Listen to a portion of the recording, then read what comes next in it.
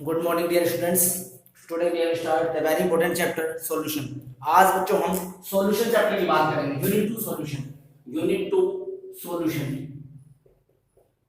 Solution की बात करेंगे। तो हम लोग प्रीवियस लेक्चर में, पिछले लेक्चर में सॉल्यूशन के बारे में बहुत सारी बातें कर चुके हैं। जैसे सॉल्यूशन क्या होता है, किस तरह बनता है, एक होमोजेनियस मिक्सचर होता है, एक सॉल्यूट होता है, सॉल्वेंट होता है, 9 types of solution, molarity, molality, mole fraction, इन चीजों की बात हम कर चुके हैं। तो पिछले वीडियो लेक्चर के अंदर हमने देखा सॉल्यूशन क्या होता है बच्चों। एक सॉल्यूशन एक होमोजेनियस मिक्सचर है, एक होमोजेनियस मिक्सचर है जो दो कंपोनेंट से मिलकर बना है, सॉल्यूट और सॉल्वेंट। सॉल्यूट और सॉल्वेंट। सॉल्यूट क्या होता है, जो मिनिमम अमाउंट ऑफ सब्सटेंस है बच्चों उसे हम सॉल्यूट कहते हैं, जो मैक्सिमम अमाउंट ऑफ सब्सटेंस है उसे हम सॉल्वेंट कहते हैं, और दोनों को मिला के सॉल्यूशन बनता है। सॉल्यूशन एक होमोजेनियस मिक्सचर होता है, ठीक है। उसके बाद हमने पढ़ा 9 टाइप्स ऑफ सॉल्यूशन, सॉलिड को सॉलिड में मिलाया, सॉलिड को लिक्विड में, लिक्विड को गैसेस में, और इस तरीके से हमने 9 टाइप्स ऑफ सॉल्यूशन बनाया था। उसके बाद हमने पढ़ा binary solution, ternary solution, quaternary solution. तो solution, types of solution, solid को सॉलिड में मिलाया, सॉलिड को लिक्विड में। तीन तरह के बेसिकली सॉल्यूशन होते हैं, solid solution, liquid solution, gases solution, और उसमें तीन तीन, सॉलिड में सॉलिड, फिर लिक्विड में सॉलिड और गैसेस में सॉलिड मिलाएंगे तो उस तरीके से टोटल 9 टाइप्स ऑफ सॉल्यूशन बनते हैं। टोटल 9 प्रकार के सॉल्यूशन बनेंगे, ठीक है। उसके बाद हमने पढ़ा था कंसंट्रेशन बच्चों। क्या पढ़ा था? कंसंट्रेशन। कंसंट्रेशन के अंदर हमने पढ़ा था मोलैरिटी, मोलालिटी, नॉर्मेलिटी, आज हम बात करेंगे मोल फ्रैक्शन, ठीक है, और मास बाय मास परसेंटेज, ठीक है, मास बाय वॉल्यूम परसेंटेज, ठीक है, वॉल्यूम बाय वॉल्यूम परसेंटेज। तो ये टर्म हमने पढ़ी थी। आज हम बचे टर्म था नॉर्मेलिटी और पीपीएम। हमारी नॉर्मेलिटी और पीपीएम टर्म बची हुई है, इसको हम डिस्कस करेंगे। नॉर्मेलिटी और पीपीएम, पार्ट पर मिलियन, ठीक है, इन दो टर्म को हम डिस्कस करेंगे।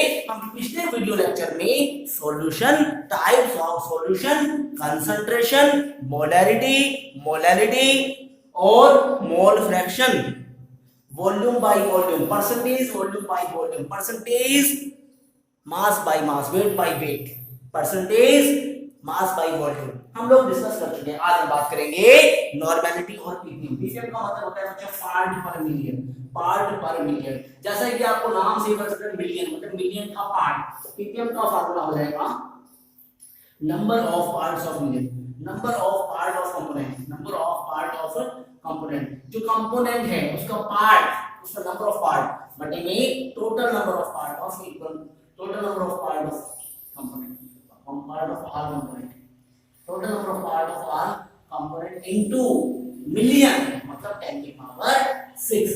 मिलियन का मतलब 10 की पावर 6। तो जैसे परसेंटेज होती है हम क्या करते हैं 100 करते हैं ना, वैसे अब मिलियन है, मिलियन का मतलब क्या होता है 10 की पावर 6, 10 की पावर 6। तो यहाँ पर वो कह रहा है पीपीएम, पार्ट पर मिलियन, मिलियन का पार्ट, मिलियन का पार्ट। तो number of part of component मतलब उसका हिस्सा जो हमें निकालना है, but total, total number of part of all component into 10 की पावर 6। इसे हम क्या बोलेंगे बच्चों? पीपीएम। क्या बोलेंगे? पीपीएम। बेसिकली इसका फार्मूला है, इसको न्यूमेरिकल करेंगे तो और ज्यादा समझ में आएगा। तो पीपीएम होता है आपका पार्ट पर मिलियन, मिलियन का part, number of part of component upon total number of part of all component into 10 की पावर 6। इसको बोलते हैं बच्चों पार्ट पर मिलियन। क्या बोलते हैं? पार्ट पर मिलियन। नोट कीजिए।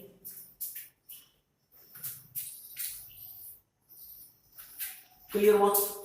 पार्ट पर मिलियन आ गया। उसके बाद हम देखते हैं नॉर्मेलिटी। क्या देखते हैं बच्चों? नॉर्मेलिटी। क्या देखेंगे? नॉर्मेलिटी।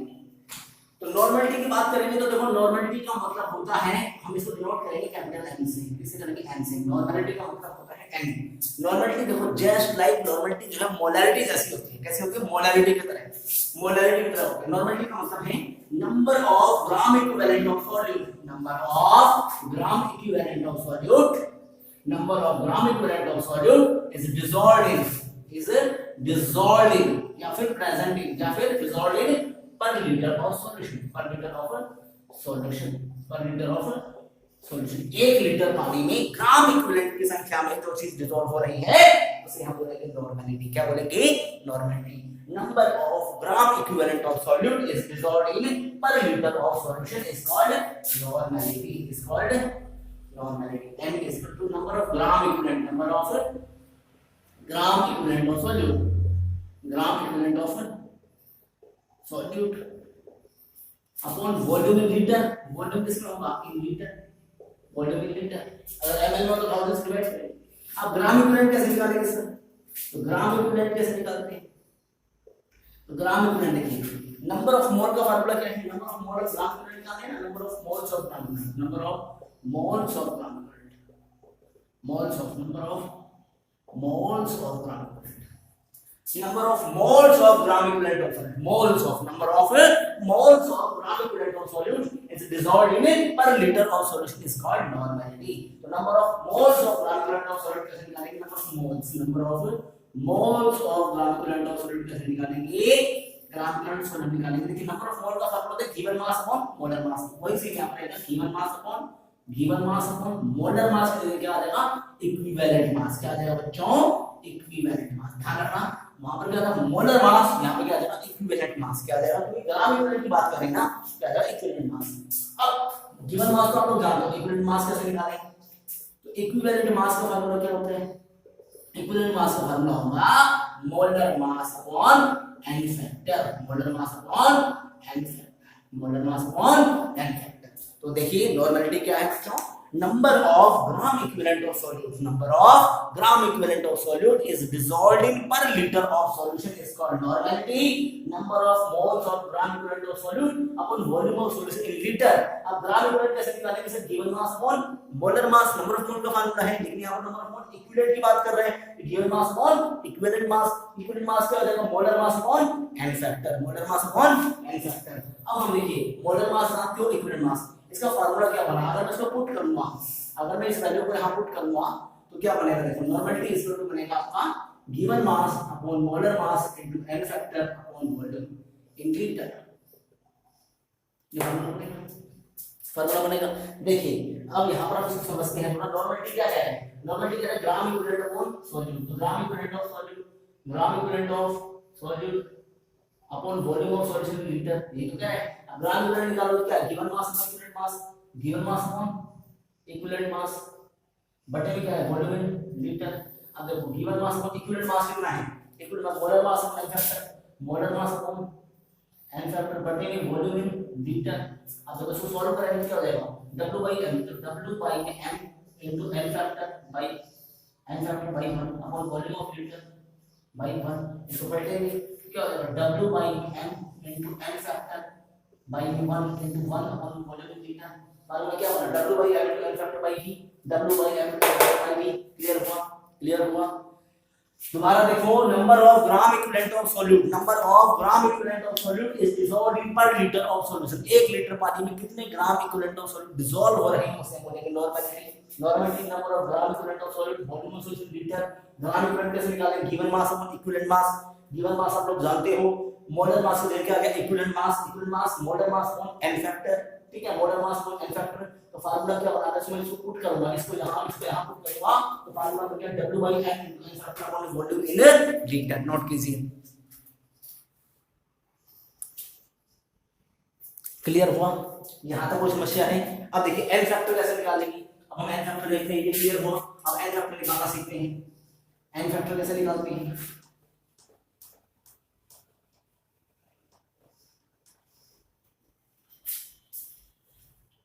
एन फैक्टर कैसे निकालेंगे सर? देखिए तो एन फैक्टर के लिए हम बताएंगे, एन फैक्टर के लिए हम लोग देखेंगे एसिड के केस में, बेस के केस में और सॉल्ट के केस में। एसिड, बेस और सॉल्ट के केस में कैसे निकालेंगे? तो एसिड क्या होती है बच्चों? एसिड के बारे में हम लोग पढ़ चुके हैं कि वाटर में डालने के बाद, किसी भी सॉल्यूशन के डालने के बाद जो सब्सटेंस H+ आयंस में टूट जाए या H+ आयंस को रिलीज करे उसे हम क्या बोलते हैं? एसिड। जो OH- हो गए उसे हम बोलते हैं बेस। और सॉल्ट जिसमें एसिड और बेस मिलकर न्यूट्रल टाइप का बनाएंगे उसको बोलते हैं सॉल्ट। तो जैसे एसिड की बात करता हूं तो मैं एसिड क्या है?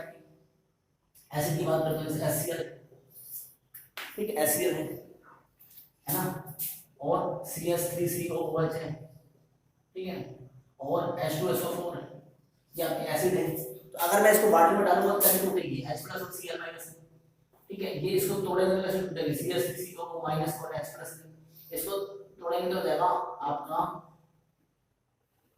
है ना, ये आपका क्या हो जाएगा? 2H प्लस में S4, है ना, H2SO4 SO3H minus H2H plus और H2SO4 है तो 2H प्लस और SO3H SO32 माइनस, है ना, H2SO4,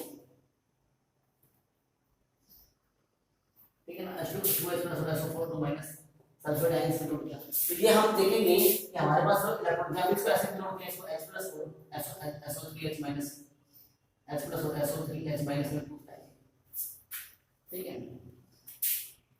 H+OH माइनस में टूटेगा। तो यहाँ पर देखते हैं कि ये जो टूटता है H+4 H2H+4 SO4 माइनस है ना, H2SO4, ठीक है। तो ये ऐसे टूटता है। तो हम देख रहे हैं कि जो हमारे पास जो हमने यहाँ पर सब्सटेंस लिया, HCl लिया, एसिटिक एसिड लिया, H2SO4 सल्फ्यूरिक एसिड लिया, तो ये कैसे टूट रहा है, H+ और Cl माइनस में CH3CO माइनस और H+ में 2 है। तो यहाँ पर जितनी H+ मिल रहा है आपको, यहाँ पर कितना मिल रहा है, H+ कितना 1 है, n फैक्टर कितना हो जाएगा 1, यहाँ पर H कितना 1 है, n फैक्टर कितना हो जाएगा 1, यहाँ पर H2 n फैक्टर कितना हो जाएगा 2, कितना हो जाएगा बच्चों 2H+ आ रहा है ना, यहाँ पर क्या हो जाएगा n फैक्टर 2। तो कह रहे हैं कि जहाँ पर जितने H+ आयंस मिलेंगे वही उसको क्या कहलाएगा n फैक्टर, एसिड के केस में, ठीक है। बेस के केस में क्या होगा बच्चों, n होगा, क्या है n, बस H+O4 2H+ की फॉर्म में भी H+ और H+O4 की माइनस में भी टूटता है, लेकिन जनरली ऐसे टूटेगा 2H+ और SO4 2 माइनस की फॉर्म में, ठीक है। NaOH की बात करें, NaOH की बात करूंगा, तो NaOH की बात करेंगे तो यहाँ पर क्या होगा कि Na+ और OH माइनस, Na+ और OH माइनस, यहाँ पर OH माइनस कितना 1, N का नंबर क्या हो जाएगा 1, N फैक्टर यहाँ पर बेस के लिए कितना हो जाएगा 1 हो जाएगा। अब यहाँ पर देखिए देख लिए हुए, जैसे यहाँ पर NaCl है, ठीक है, NaCl है या फिर Al2SO4 थ्राइस ये है। तो अब यहाँ पर देखते हैं Na के ऊपर प्लस और Cl के ऊपर क्या है माइनस है, Na के ऊपर प्लस और Cl के ऊपर क्या है माइनस है, इनका मैग्नीट्यूड चार्ज देखिए बराबर है, यहाँ पर +1 यहाँ पर -1 है, इससे क्या होगा n फैक्टर कितना रहेगा 1, कितना हो जाएगा बच्चों 1 सॉल्ट के लिए हो गया। यहाँ पर देखो Al के ऊपर कितना है, Al के ऊपर चार्ज कितना होता है +3, सल्फेट में क्या होता है -2, कितना होता है -2, SO4 देखिए -2, तो एल्युमिनियम में कितना है 3, तो बराबर नहीं आ रहा, उसको गुणा करके Al कितना दो 3 2 जा 6, 2 3 जा -6, तो प्लस और -6, n बराबर कितना आ गया 6, Al2SO4 एल्युमिनियम सल्फेट के लिए n फैक्टर कितना हो गया 6। दोबारा देखिए अभी हमने देखा नॉर्मलिटी को number of gram equivalent of solute upon volume of solution in litre, तो उसमें हमने देखा कि हमारा जो फार्मूला निकल के आया वो क्या है, given mass upon molar mass into n factor upon volume in litre. तो how to calculate n factor acid base और सॉल्ट के लिए हम लोग कैसे कैलकुलेट करेंगे, एसिड में HCl है H+Cl माइनस, तो जितने H+ आयन रिलीज होंगे एसिड के दौरान वही उसका n फैक्टर होगा, जितने OH माइनस होंगे बेस के दौरान वही उसका n फैक्टर होगा, और सॉल्ट के अंदर इक्वल नंबर ऑफ मैग्नीट्यूड्स हम लेंगे। यहाँ पर जितना चार्ज आ रहा है +1 -1, तो यहाँ पर n बराबर 1, यहाँ पर +3 -2, उसको एल्युमिनियम 2 है तो 3 2 6, -2 3 -6 प्लस -6, इट मींस n बराबर क्या हो गया 6। इस तरीके से हम एसिड बेस सॉल्ट के लिए n फैक्टर निकालते हैं, और ये इस तरीके से हम लोग पुट करके नॉर्मलिटी को सॉल्व कर सकते हैं। तो मेरे ख्याल से नॉर्मलिटी में कोई अब दिक्कत नहीं होगी, हमारा फार्मूला है उसको ऐसे ही पुट करते हैं। तो पार्ट पर मिलियन हमने देखा कि number of part of the component upon total number of part of the component into 10⁶ वो हमारा पार्ट पर मिलियन है, ठीक है। उसके बाद नॉर्मलिटी केस में देखा given mass upon molar mass into n factor upon volume in solution in litre, और ये n फैक्टर कैसे निकालते हैं, n फैक्टर कैलकुलेट करना हमें आ गया, और वहां पर given mass molar mass given होगा, हम नॉर्मलिटी कैलकुलेट कर सकते हैं। नॉट इजी,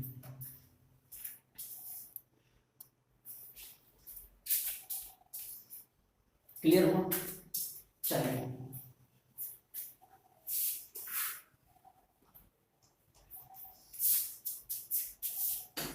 तो अब हमने solution, types of solution, molarity, normality, mole fraction, ठीक है, पार्ट पर million, volume by volume percentage, mass by mass, weight by wait, mass by volume, ये सारे different type of concentration term जो है ये हम लोग डिस्कस कर चुके हैं। और अब हम आएंगे हमारे टॉपिक की सॉल्युबिलिटी। इसका टॉपिक आएगा बच्चे सॉल्युबिलिटी। हमारे एनसीईआरटी में बहुत ही बड़ा टॉपिक है सॉल्युबिलिटी, ठीक है। सॉल्युबिलिटी यहाँ पर दो तरीके से दी हुई है, एक तो solubility of gases in liquid, solubility of gases in liquid, हमें लिक्विड के अंदर गैसेस की सॉल्युबिलिटी कैलकुलेट करनी है, और एक है solubility of solid in liquid, of solid in liquid. तो यहाँ पर दो तरीके से हमें सॉल्युबिलिटी पढ़नी है, ठीक है, सॉलिड इन लिक्विड और एक गैसेस इन लिक्विड, ठीक है, गैसेस इन लिक्विड और solid in liquid. Gases in liquid के अंदर हम लोग वेरी इंपॉर्टेंट बात करेंगे हेनरी लॉ, इसकी बात करेंगे बच्चों हेनरी लॉ, ठीक है। उसके बाद हम पढ़ेंगे इसके अगला टॉपिक राउल्स का, क्या पढ़ेंगे राउल्स का, क्या पढ़ेंगे बच्चों राउल्स का, दो चीजों के लिए, किसके लिए, एक तो वोलेटाइल कंपोनेंट के लिए और एक पढ़ेंगे हम नॉन वोलेटाइल कंपोनेंट के लिए,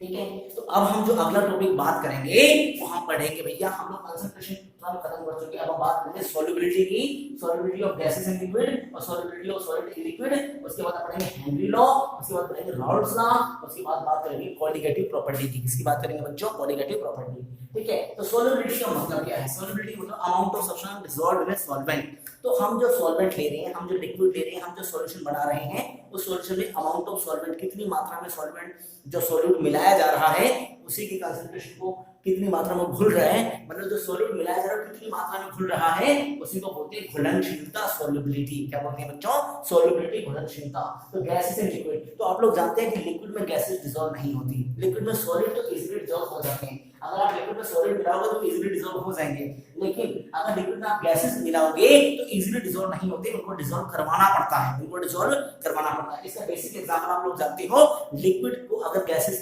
लिक्विड में गैसेस हम लोग मिला रहे हैं, इसका एक बेसिक एग्जांपल है आपका कोल्ड ड्रिंक्स। क्या है बच्चों? Cold drinks. ठीक है, कोको कोला, पेप्सी वगैरह सारी चीजें। तो CO2 डिसॉल्व इन वाटर, इसका कौन एग्जांपल है? CO2 dissolve in water, CO2 dissolve in water. जो आप लोग जानते हो कोल्ड ड्रिंक्स होती है, पेप्सी है, कोको कोला है, इनके अंदर CO2 को डिसॉल्व करा है जबरदस्ती बाय अप्लाइंग प्रेशर। ठीक है, अब हम यहां पर पढ़ेंगे सॉल्युबिलिटी का मतलब क्या हुआ कि amount of substance that can dissolve in a solvent given temperature के ऊपर आप सॉल्वेंट के अंदर कितना सॉल्यूट मिला रहे हो, उसे हम बोलेंगे उसकी सॉल्युबिलिटी। अब वो सॉल्युबिलिटी कौन-कौन से फैक्टर्स हैं? तो फैक्टर अफेक्ट कौन से फैक्टर अफेक्ट करेंगे? यहाँ पर तीन चीजें हैं जो इन तीनों को अफेक्ट करती हैं बच्चों। पहला है नेचर ऑफ द गैस। यहाँ पर अगर हम इसकी बात करते हैं, पहले मैं ये वाला टॉपिक उठाता हूँ, तो नेचर ऑफ द सब्सटेंस या फिर nature of the gas. Second बात करूंगा टेम्परेचर की, और थर्ड बात करूंगा बच्चों प्रेशर की। किसकी बात करूंगा? प्रेशर की। तीसरी में बात करूंगा प्रेशर की। तो यहाँ पर तीन चीजें हम लेकर के चलेंगे। आपका नेचर ऑफ द गैस, अगर हम गैस को डिसॉल्व करा रहे हैं लिक्विड में, पहले मैं गैस को टर्म उठा रहा हूँ, तो मैं गैस को अगर लिक्विड में डिसॉल्व करवा रहा हूँ, तो पहले नेचर ऑफ द गैस, उसके बाद टेम्परेचर और उसके बाद प्रेशर। इसमें एनसीईआरटी में बहुत बढ़िया लाइन लिखी है, like dissolve like, like dissolve like. इस बात का क्या मतलब है? ये टर्म हम लोग इस्तेमाल करेंगे सॉलिड एंड लिक्विड के लिए, लाइक डिसॉल्व लाइक, ये सॉलिड इन लिक्विड के लिए टर्म इस्तेमाल करेंगे। इसमें क्या होता है कि जो चीज जैसी है वो वैसे ही घुलना चाहती है। इट मींस जो चीज जैसी है वो उसी में घुलना चाहती है। इट मींस इसका मतलब क्या हुआ कि पोलर डिसॉल्विंग पोलर, पोलर जो है वो पोलर में डिसॉल्व होगा, और जो नॉन पोलर है बच्चों वो नॉन पोलर में डिसॉल्व होगा। इस बात का क्या मतलब है? नॉन पोलर में डिसॉल्व होगा।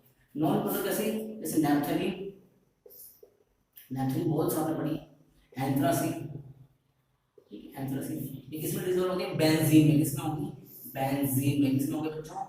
बेंजीन में। पोलर के अंदर क्या आएगा sir? Sugar dissolving, sugar, sugar की, या फिर NaCl, NaCl dissolving water, NaCl dissolving water, NaCl dissolving water.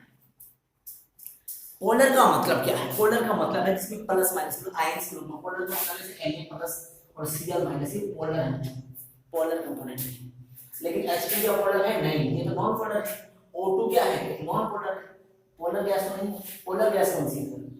HCl एक पोलर गैस है, HCl एक पोलर गैस है, H प्लस और Cl माइनस। तो मैं आपको बताना चाहता हूं कि factor affecting nature of the gas, तो नेचर पे भी डिपेंड है, नेचर पे भी डिपेंड करे गैस का नेचर कैसा है। इट मींस इस बात का क्या मतलब है? इस बात को लाइक डिसॉल्व लाइक, मतलब जो चीज जैसी है। अगर जो पोलर गैस है, इसका मतलब हुआ जो अगर पोलर गैस है, जो क्या है पोलर गैस, तो वो किसमें होगी? पोलर गैस जो है वो पोलर मॉलिक्यूल्स के अंदर डिसॉल्व हो जाएगी। पोलर गैस कौन सी है सर? HCl, HCl एक पोलर गैस है, HCl एक पोलर गैस है, क्योंकि H के ऊपर क्या है? प्लस और Cl के ऊपर माइनस। ठीक है, और H जिसको किसमें डिसॉल्व करते हैं लोग? वाटर में। किसमें करते हैं? वाटर में। तो वाटर में क्या है? वाटर के मॉलिक्यूल्स की अगर बात करूं, H प्लस का और ऑक्सीजन माइनस का, है ना?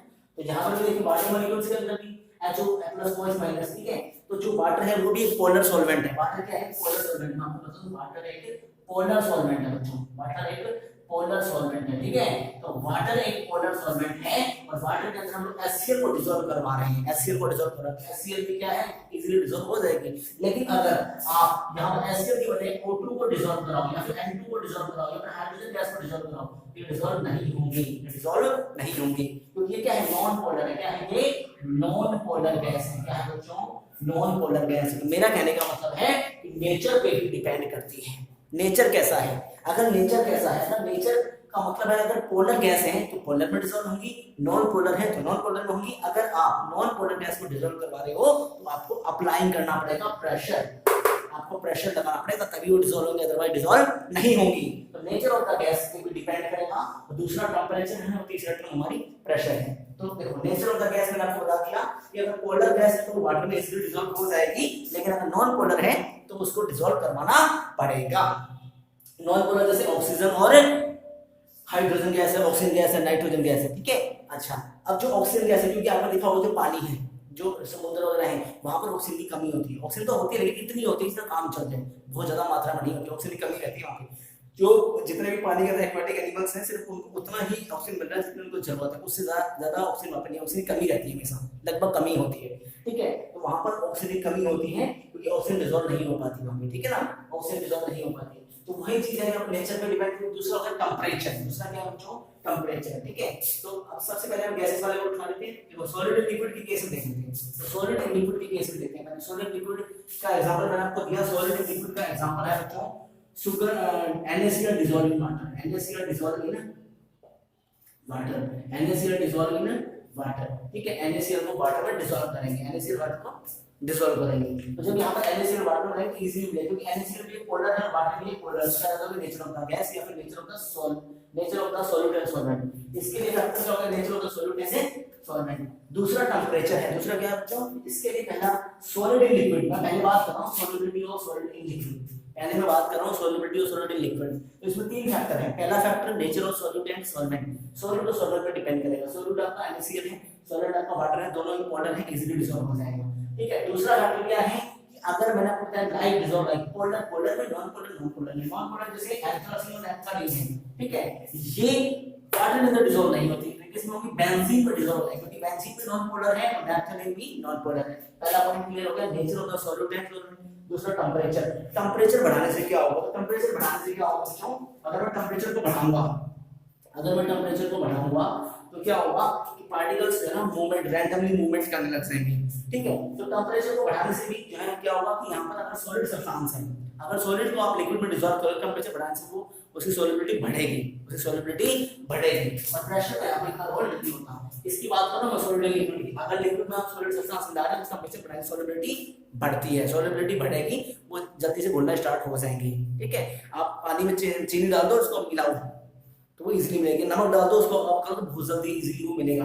तो यहाँ पर कह रहा है कि जो टेंपरेचर बढ़ाने से भी सॉलिबिलिटी बढ़ेगी, इसमें सॉलिड इन लिक्विड के केस में, सॉलिड इन लिक्विड के केस में टेंपरेचर बढ़ाने से सॉलिबिलिटी बढ़ती है, ठीक है। प्रेशर तो यहाँ पे इतना रोल नहीं होता। ये था सॉलिड इन लिक्विड। अब हम बात करेंगे गैसेस इन लिक्विड की, किसकी बात करेंगे बच्चों, गैसेस इन लिक्विड की बात करेंगे। तो हम अब बात कर लेते हैं गैसेस इन लिक्विड की, ठीक है। तो गैसेस इन लिक्विड की अब हम बात करेंगे, तो गैसेस इन लिक्विड की बात करेंगे। अब हम बात कर चुके हैं सॉलिड इन लिक्विड के केस में, हमने देख लिया कि सॉलिड इन लिक्विड के केस में हमने NaCl को वाटर में मिलाया और टेंपरेचर बढ़ाएंगे तो सॉलिबिलिटी बढ़ेगी। अब हम देखेंगे गैसेस इन लिक्विड के केस में, तो गैसेस इन लिक्विड अपना एक लिक्विड लिया और उस लिक्विड में हम क्या कर रहे हैं, गैसेस को डिसॉल्व करवा रहे हैं, गैसेस को क्या कर रहे हैं, डिसॉल्व। तो आपको क्या करना पड़ेगा, अप्लाइंग प्रेशर, अप्लाइंग प्रेशर, आपको प्रेशर लगाना पड़ेगा, आपको प्रेशर लगाना पड़ेगा। प्रेशर लगाओगे तो यहाँ पर इसकी सॉलिबिलिटी क्या होगी, बढ़ेगी, प्रेशर लगाने से सॉलिबिलिटी बढ़ेगी, प्रेशर लगाने से सॉलिबिलिटी बढ़ेगी, ठीक है, प्रेशर लगाने से सॉलिबिलिटी बढ़ेगी। इसका मतलब हो गया pressure is directly proportional to solubility, pressure directly proportional to solubility. जब हम यहाँ पर गैसेस अपने आप डिसॉल्व नहीं हो रही, अगर हमें गैसेस को डिसॉल्व करवाना है, अगर हमें गैसेस को डिसॉल्व करवाना है तो हमें प्रेशर लगाना पड़ेगा। जब हम गैसेस को डिसॉल्व करने के लिए प्रेशर लगाएंगे तो प्रेशर तो घुलनी स्टार्ट हो जाएगी, सॉल्युबिलिटी बढ़ जाएगी। तो प्रेशर को बढ़ाने से सॉल्युबिलिटी बढ़ रही है, सॉल्युबिलिटी बढ़ रही है। और जब प्रोपोर्शनलिटी का साइन हटेगा, जब प्रोपोर्शनलिटी का साइन हटा है तो कुछ ना कुछ कांस्टेंट है। ये बात किसने बताई थी, हेनरी ने। किसने बताई थी, हेनरी ने। यहाँ पे क्या आएगा, हेनरी कांस्टेंट। क्या आएगा बच्चों, हेनरी कांस्टेंट। यहाँ पे क्या होगा, उसका नाम दे देंगे हेनरी लॉ। क्या दे देंगे, Henry law. The P is proportional to xi, P is proportional to xi। अब यहाँ पे जो प्रेशर है कौन सा है सर, पार्शियल प्रेशर है। क्या है, पार्शियल प्रेशर किसका, गैस का, partial pressure of gas directly proportional. अब ये क्या है, मोल फ्रैक्शन। यहाँ पे क्या है, ये मोल फ्रैक्शन। x क्या है यहाँ पे, mole fraction of the gas. Mole fraction किसका, gas dissolve in water. Mole fraction of gas dissolve in water, of gas in water. Gas in water, जो वाटर के अंदर गैस को डिसॉल्व करवाया जा रहा है उसका मोल फ्रैक्शन। यहाँ पे क्वेश्चन क्या आ गया KH, इसको बोलते हैं हेनरी क्वेश्चन। क्या बोलते हैं? तो P इक्वल टू हो गया KH x, ये आपको सही आया। इसको बोलते हैं हेनरी लॉ। क्या बोलते हैं बच्चों? Henry law. It means the partial pressure of a gas is directly proportional to the mole fraction of the gas dissolved in water. और यहाँ पे क्वेश्चन क्या है? KH क्या आ गया बच्चों? KH इसको बोलते हैं हेनरी लॉ। क्या बोलते हैं? Henry law. ये क्या है? आपका पार्शियल प्रेशर है, डायरेक्टली प्रोपोर्शनल किसके है? मोल फ्रैक्शन के। किसके है? मोल फ्रैक्शन के। यहाँ पे हटाया तो क्या आ गया? KH आ गया। क्या आ गया? KH। तो P इक्वल टू क्या हो गया? KH जाइन। फैक्टर्स देख लेते हैं। सबसे पहला फैक्टर था नेचर ऑफ द गैस, मैंने आपको बताया सबसे पहला फैक्टर क्या है? Nature of gas. ठीक है। दूसरा मैंने आपको क्या बताया? टेंपरेचर। तीसरा मैंने क्या बताया? प्रेशर। क्या बताया बच्चों? प्रेशर। ठीक है। तीनों फैक्टर्स को देख लेते हैं, nature of the gas, temperature और प्रेशर। मैंने आपको बताया नेचर ऑफ द गैस के लिए बताया कि जो नेचर होगा, इट मींस अगर पोलर गैस है तो इजीली डिसॉल्व हो जाएगी, लेकिन जो नॉन पोलर है वो तो नहीं होगी। नॉन पोलर में ऑक्सीजन है, हाइड्रोजन ये तो नहीं होगी, तो इसलिए आपने प्रेशर लगाना पड़ेगा। क्या लगाना पड़ेगा? प्रेशर लगाने से वो डिसॉल्व होगी, सॉल्युबिलिटी बढ़ेगी। यहाँ पर प्रेशर बढ़ाने से सॉल्युबिलिटी बढ़ रही है, लेकिन यहाँ पर मान लीजिए कोई गैस के मॉलिक्यूल है, ठीक है, यहाँ पर गैस मॉलिक्यूल आप उसको क्या करना चाह रहे हो? डिसॉल्व करना चाह रहे हो पानी में, और आपने यहाँ पर टेंपरेचर देना स्टार्ट कर दिया, क्या डिसॉल्व होंगे? नहीं होंगे। टेंपरेचर बढ़ाने से तो मॉलिक्यूल्स की रैंडमनेस बढ़ जाएगी, उनका जो काइनेटिक एनर्जी बढ़ जाएगी, वो मूवमेंट करने लगेंगे और वो दूर दूर भागेंगे, तो डिसॉल्व कहाँ होगी? तो वो तो डिसॉल्व नहीं होगी ना, तो दूर दूर भागेंगे। तो कहने का मतलब है कि टेंपरेचर अगर हम बढ़ाते हैं तो सॉल्युबिलिटी घटेगी। सॉल्युबिलिटी क्या होगी? घटेगी। क्या होगी? घटेगी। टेंपरेचर बढ़ाने से सॉल्युबिलिटी घटती है बच्चों। टेंपरेचर अगर आप बढ़ाओगे तो किसके केस की बात कर रहा हूं? गैस इन लिक्विड की बात कर रहा हूं। अगर आप लिक्विड में गैस को मिलाओगे, तो टेंपरेचर बढ़ाने पे सॉल्युबिलिटी घटती है। लेकिन अगर आप प्रेशर बढ़ाओगे तो क्या होगी? सॉल्युबिलिटी बढ़ेगी। प्रेशर बढ़ाओगे तो सॉल्युबिलिटी बढ़ेगी। प्रेशर बढ़ाने से सॉल्युबिलिटी बढ़ती है, टेंपरेचर बढ़ाने से सॉल्युबिलिटी घटती है। ठीक है। तो इसका मतलब क्या हो गया कि temperature is inversely proportional to solubility. Temperature inversely proportional to solubility. किसके केस में? गैस लिक्विड के केस में बता रहा हूं मैं। गैस लिक्विड के केस में सॉलिड लिक्विड में तो बढ़ती है, गैस लिक्विड के केस में। और प्रेशर बढ़ाने से क्या होगा? गैस डिसॉल्व होगी। तो pressure directly proportional to solubility. ठीक है। ये दोनों केस आप समझ चुके हो, नेचर वाला केस समझ चुके हो। अच्छा, उसके बाद मैंने एक बात बताई, P इक्वल टू KH जाए। अब देखो P तो हो गया S के, अगर मैं P को कोशेंट कर दूं तो हमारे पास क्या हो जाएगा? KH और S। तो KH क्या होगा sir? 1 upon solubility, 1 upon mole fraction के 1 अपॉन सॉल्युबिलिटी के इनवर्सली प्रोपोर्शनल होगा। भाई KH क्या होगा? अगर आप सॉल्युबिलिटी बढ़ाओगे तो KH घटेगा और सॉल्युबिलिटी घटाओ तो KH बढ़ेगा। इनवर्सली प्रोपोर्शनल क्या? और टेंपरेचर भी तो इनवर्सली प्रोपोर्शनल था सॉल्युबिलिटी के। टेंपरेचर भी तो था, तो इसका मतलब क्या होगा? KH और डायरेक्टली प्रोपोर्शनल किसके हो गया? टेंपरेचर के। किसके हो गया? टेंपरेचर के। KH डायरेक्टली प्रोपोर्शनल किसके हो गया? टेंपरेचर के। देखो दोबारा से, मैंने यहाँ पे क्या करा? गैसेस को जबरदस्ती डिसॉल्व करने की कोशिश की। तो हेनरी ने एक बात बताई कि जो गैसेस हैं वो अगर पोलर जो गैसेस हैं वो तो वाटर में इजीली डिसॉल्व हो जाती हैं, लेकिन जो नॉन पोलर है उनको डिसॉल्व करवाने के लिए पाइप प्रेशर अप्लाई करना पड़ता है। प्रेशर लगानी है, प्रेशर अप्लाई करेंगे तो प्रेशर अप्लाई करने के बाद वो डिसॉल्व होंगी। और जैसे आप देखोगे पेप्सी की बोतल खोलते हैं तो गैस CO2 गैस एकदम बाहर आती है, तो CO2 गैस होती है वो एकदम बाहर आती है। तो जबरदस्ती यहाँ पर इसको प्रेशर को हमने लगा करके और उस गैस को डिसॉल्व कराएंगे, इसी को बोलते हैं Henry law. The pressure is directly proportional to solubility कौन सी होगी यहाँ पर? अब सॉल्युबिलिटी कौन सी लेंगे? Mole fraction. सॉल्युबिलिटी का मतलब हो गया यहाँ पर आप क्या ले रहे हो? सॉल्यूट और सॉल्युट मिला रहे हैं, इट मींस कंसंट्रेशन ले रहे हैं। कौन सी कंसंट्रेशन लेंगे? जो टेंपरेचर डिपेंडेंट ना हो। ठीक है। तो हम कौन सी लेंगे? Mole fraction. कौन सी लेंगे? Mole fraction. तो partial pressure directly proportional to the mole fraction, और इसी को हटाएंगे क्या किया जाएगा? और इसी को बच्चों क्या बोलते हैं? Henry law. क्या बोलते हैं? Henry law. सेम ऐसी ही इक्वेशन दी थी राउल्ट्स ने। सेम ऐसी ही इक्वेशन किसने दी बच्चों? राउल्ट्स ने। किसने दी थी? राउल्ट्स ने। अभी देखते हैं राउल्ट्स। ठीक है। हेनरी ने आपको बता दिया, हेनरी ने क्या बताया कि गैसेस डिसॉल्व इन वाटर के अंदर गैसेस को डिसॉल्व करेंगे, ये आपको हेनरी ने दे दिया। और इसके बाद की partial pressure directly proportional to the mole fraction. ठीक है। इसने दिया हेनरी, यहां पर आ गया KH। तो ये हो गया P इक्वल टू KH जाई या फिर P equal to KH x। ठीक है। और इसको नाम दे दिया हेनरी लॉ, क्योंकि हेनरी ने दिया था। उसके बाद आगे दिया राउल्ट ने भी ऐसे ही बात की। राउल्ट ने सेम इक्वेशन दी है, P इज प्रोपोर्शनल टू जाई। P हमारे यहाँ पर वेपर प्रेशर से है, जो किससे है? वेपर प्रेशर से। किससे है? वेपर प्रेशर से है। और वेपर प्रेशर किसके हैं, डायरेक्ट प्रोपोर्शनल किसके हैं, मोल फ्रैक्शन के हैं, किसके हैं, मोल फ्रैक्शन के हैं। तो इन दोनों में फर्क क्या है, इन दोनों में डिफरेंस क्या है, ठीक है। तो राउल्स ने भी सेम इक्वेशन दी थी, बस यहाँ पे इसके प्रोपोर्शनलिटी का साइन है वो चेंज हो जाएगा। यहाँ पे क्या आएगा बच्चों, पी नॉट आएगा, तो P is equal to P naught chi, P is equal to P, मान लीजिए हमारा ए सॉल्वेंट है तो P is equal to P naught A chi, है ना। अगर यहाँ पे बी है तो जाएगा पी नॉट बी जाई।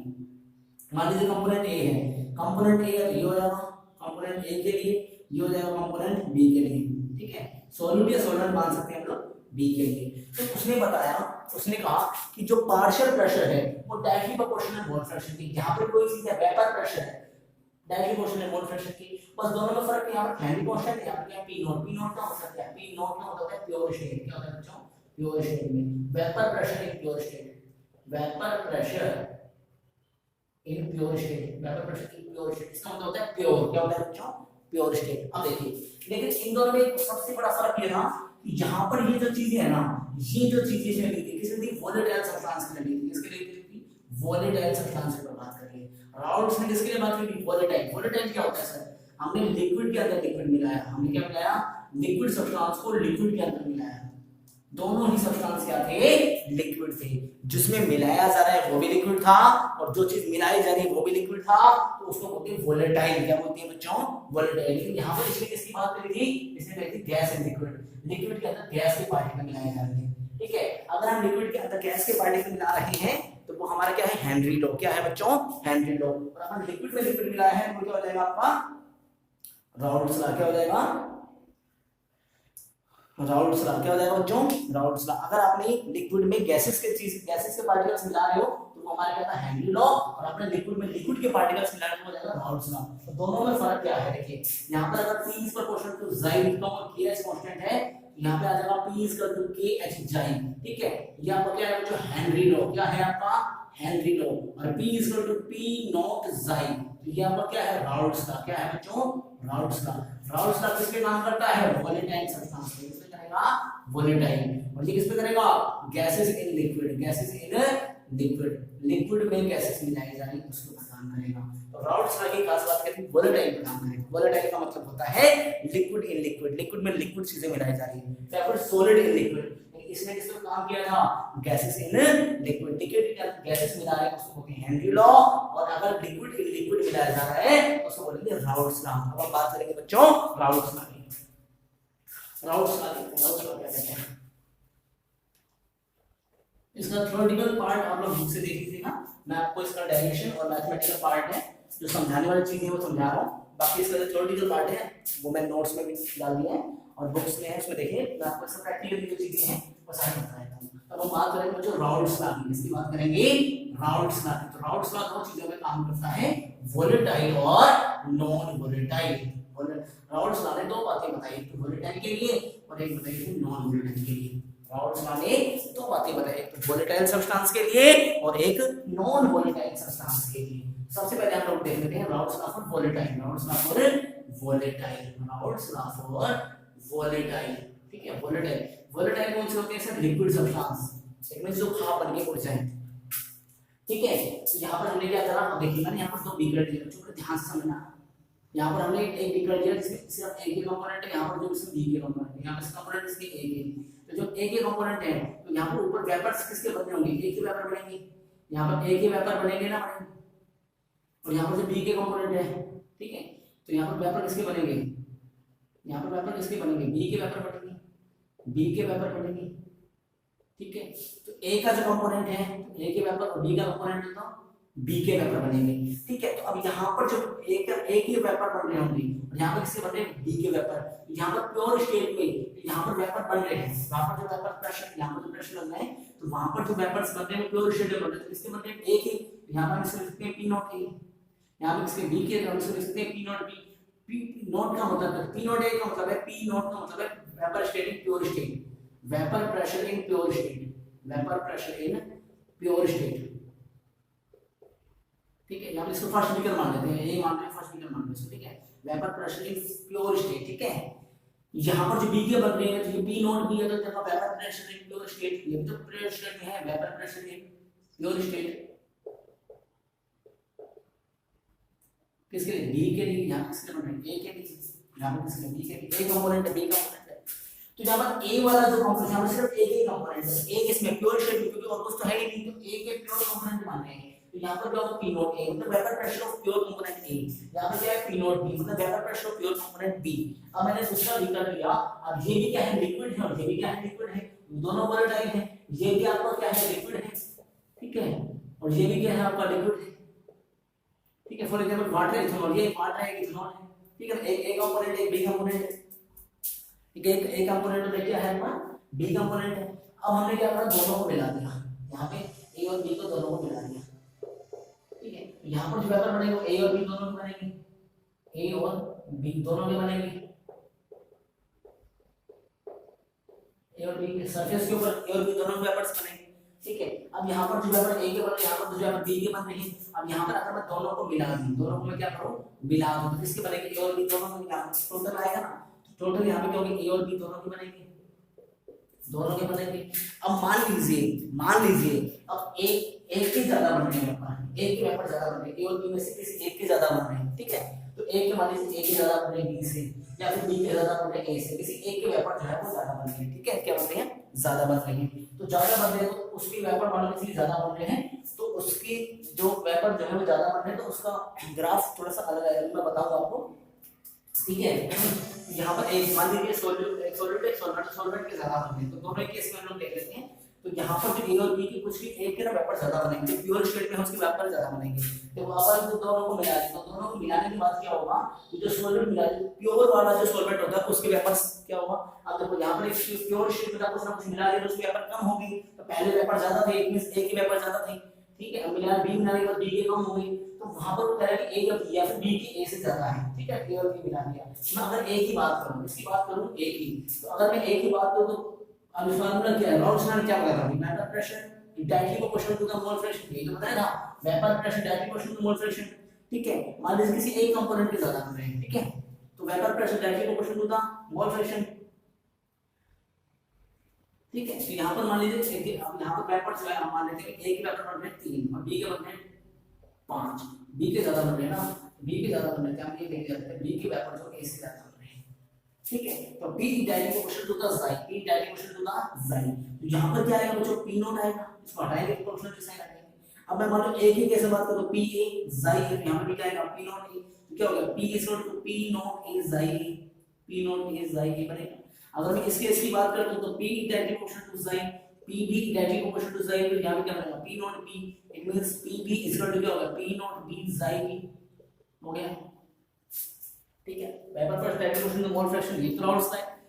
अब यहाँ पर ए और बी दोनों को मिला दिया, तो दोनों का टोटल निकालना है, तो टोटल क्या हो जाएगा, टोटल प्रेशर हो जाएगा PA plus PB, PA plus PB, PA plus PB, it means यहाँ पर P और PB दोनों के बराबर, PA के क्या होंगे P नॉट A साइन प्लस PB के क्या होंगे P नॉट B साइन, P नॉट B साइन, ठीक है।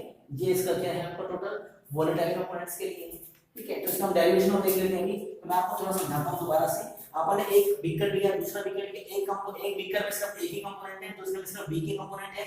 ए में प्योर स्टेट में अगर ए की कंपोनेंट की बात करूं, सिर्फ ए की, यहां पर vapour pressure pure state A में बनेगा, यहां पर vapour pressure pure state B में बनेगा, तो पी नॉट ए और पी नॉट बी, इसका प्रेशर पार्शियल प्रेशर क्या होगा, तो पार्शियल प्रेशर इसमें जितने बन रहे हैं, तो पार्शियल प्रेशर क्या होगा, तो partial pressure directly proportional to the mole fraction, क्योंकि कंपोनेंट पर डिपेंड करेगा ना कितने पार्टिकल्स हैं। तो यहां पर क्या हो जाएगा, पी ए की बात करो तो P A directly proportional to xi, जितने मोल फ्रैक्शन होंगे उतना पार्शियल प्रेशर होगा। यहां पर आ जाएगा पी नॉट ए, तो P A equal to P naught A xi, यहां पर P B equal to P naught B xi, दोनों को मिला दिया, टोटल पूछ रहा है, तो P A plus P naught A xi plus P naught B xi, ठीक है। ये आपका क्या है, ये कैसे होगा, according to Dalton law of partial pressure, दोनों को जोड़ दिया, तो अब इसका डेरिवेशन देख लेते हैं। ये आपका क्या था, राउल्स लॉ फॉर वोलेटाइल के केस की बात है। यहां पर डेरिवेशन क्या बनेगा, ए और बी को दोनों टोटल करते हैं, तो डेरिवेशन हो जाएगा आपका p total is equal to p sum या फिर p total is equal to pa plus pb, pa plus pb, तो pa क्या है आपका sir p naught a xi a, pb क्या है sir p naught b xi b, ठीक है। p naught a xa, p naught b xb, it means xa। अब आप लोग जानते हो xa प्लस xb a के बराबर होता है। यहां लोग पढ़ चुके हैं किसके बच्चों, मोल फ्रैक्शन में, कैसे पढ़ चुके हैं, मोल फ्रैक्शन में, ठीक है। तो मैं अगर xa को निकालूंगा, ये b इधर से जाएगा, तो x से बराबर हो जाएगा सर 1 माइनस xi हो जाएगा, 1 माइनस xi, किसी भी टर्म को ले सकते हैं, हम लोग डिवाइड ले रहे हैं, ठीक है। तो p नॉट a, यहां पर xi को 1 करें 1 माइनस xb प्लस में p पी नॉट बी जाई बी या फिर एस बी, और हम इसको गुणा करेंगे इसको इससे, तो P naught A minus P naught A S B plus P naught B S B. It means अब यहाँ पर पी नॉट ए है, जाई बी एक्स बी में कॉमन ले लूंगा प्लस एक्स बी, तो पहले प्लस वाले टर्म ले लेंगे पी नॉट बी फिर माइनस वाले टर्म पी नॉट बी आ जाएगा। ठीक है, ये क्या आ गया आपका टोटल प्रेशर का पी नॉट ए प्लस में जाई बी, ठीक है ना, पी एस बी लिखते हैं, पी एस मतलब सम ऑफ प्रेशर, तो पी नॉट ए प्लस में जाई B P naught B minus P, इसका मतलब पी नॉट बी यहाँ पर पी नॉट ए से बड़ा है, P naught B P naught ए से बड़ा है, तो इसका ग्राफ भी कुछ ऐसे ही बनेगा। अभी हम दिखाते हैं, तो इसका मतलब ये हो गया बी वाला ए वाले से बड़ा है, मतलब बी के वेपर ज्यादा बढ़ रहे हैं ए से। ठीक है, ये हो गया, और यहाँ से चीज प्रूव की हो रही है, ये इसका डेरिवेशन था। अब इसका ग्राफ देखेंगे बच्चों, इसका ग्राफ मैं बनाऊंगा तो वेपर प्रेशर और मोल फ्रैक्शन के बीच में ग्राफ बनेगा, वेपर प्रेशर और मोल फ्रैक्शन के बीच में ग्राफ बनेगा।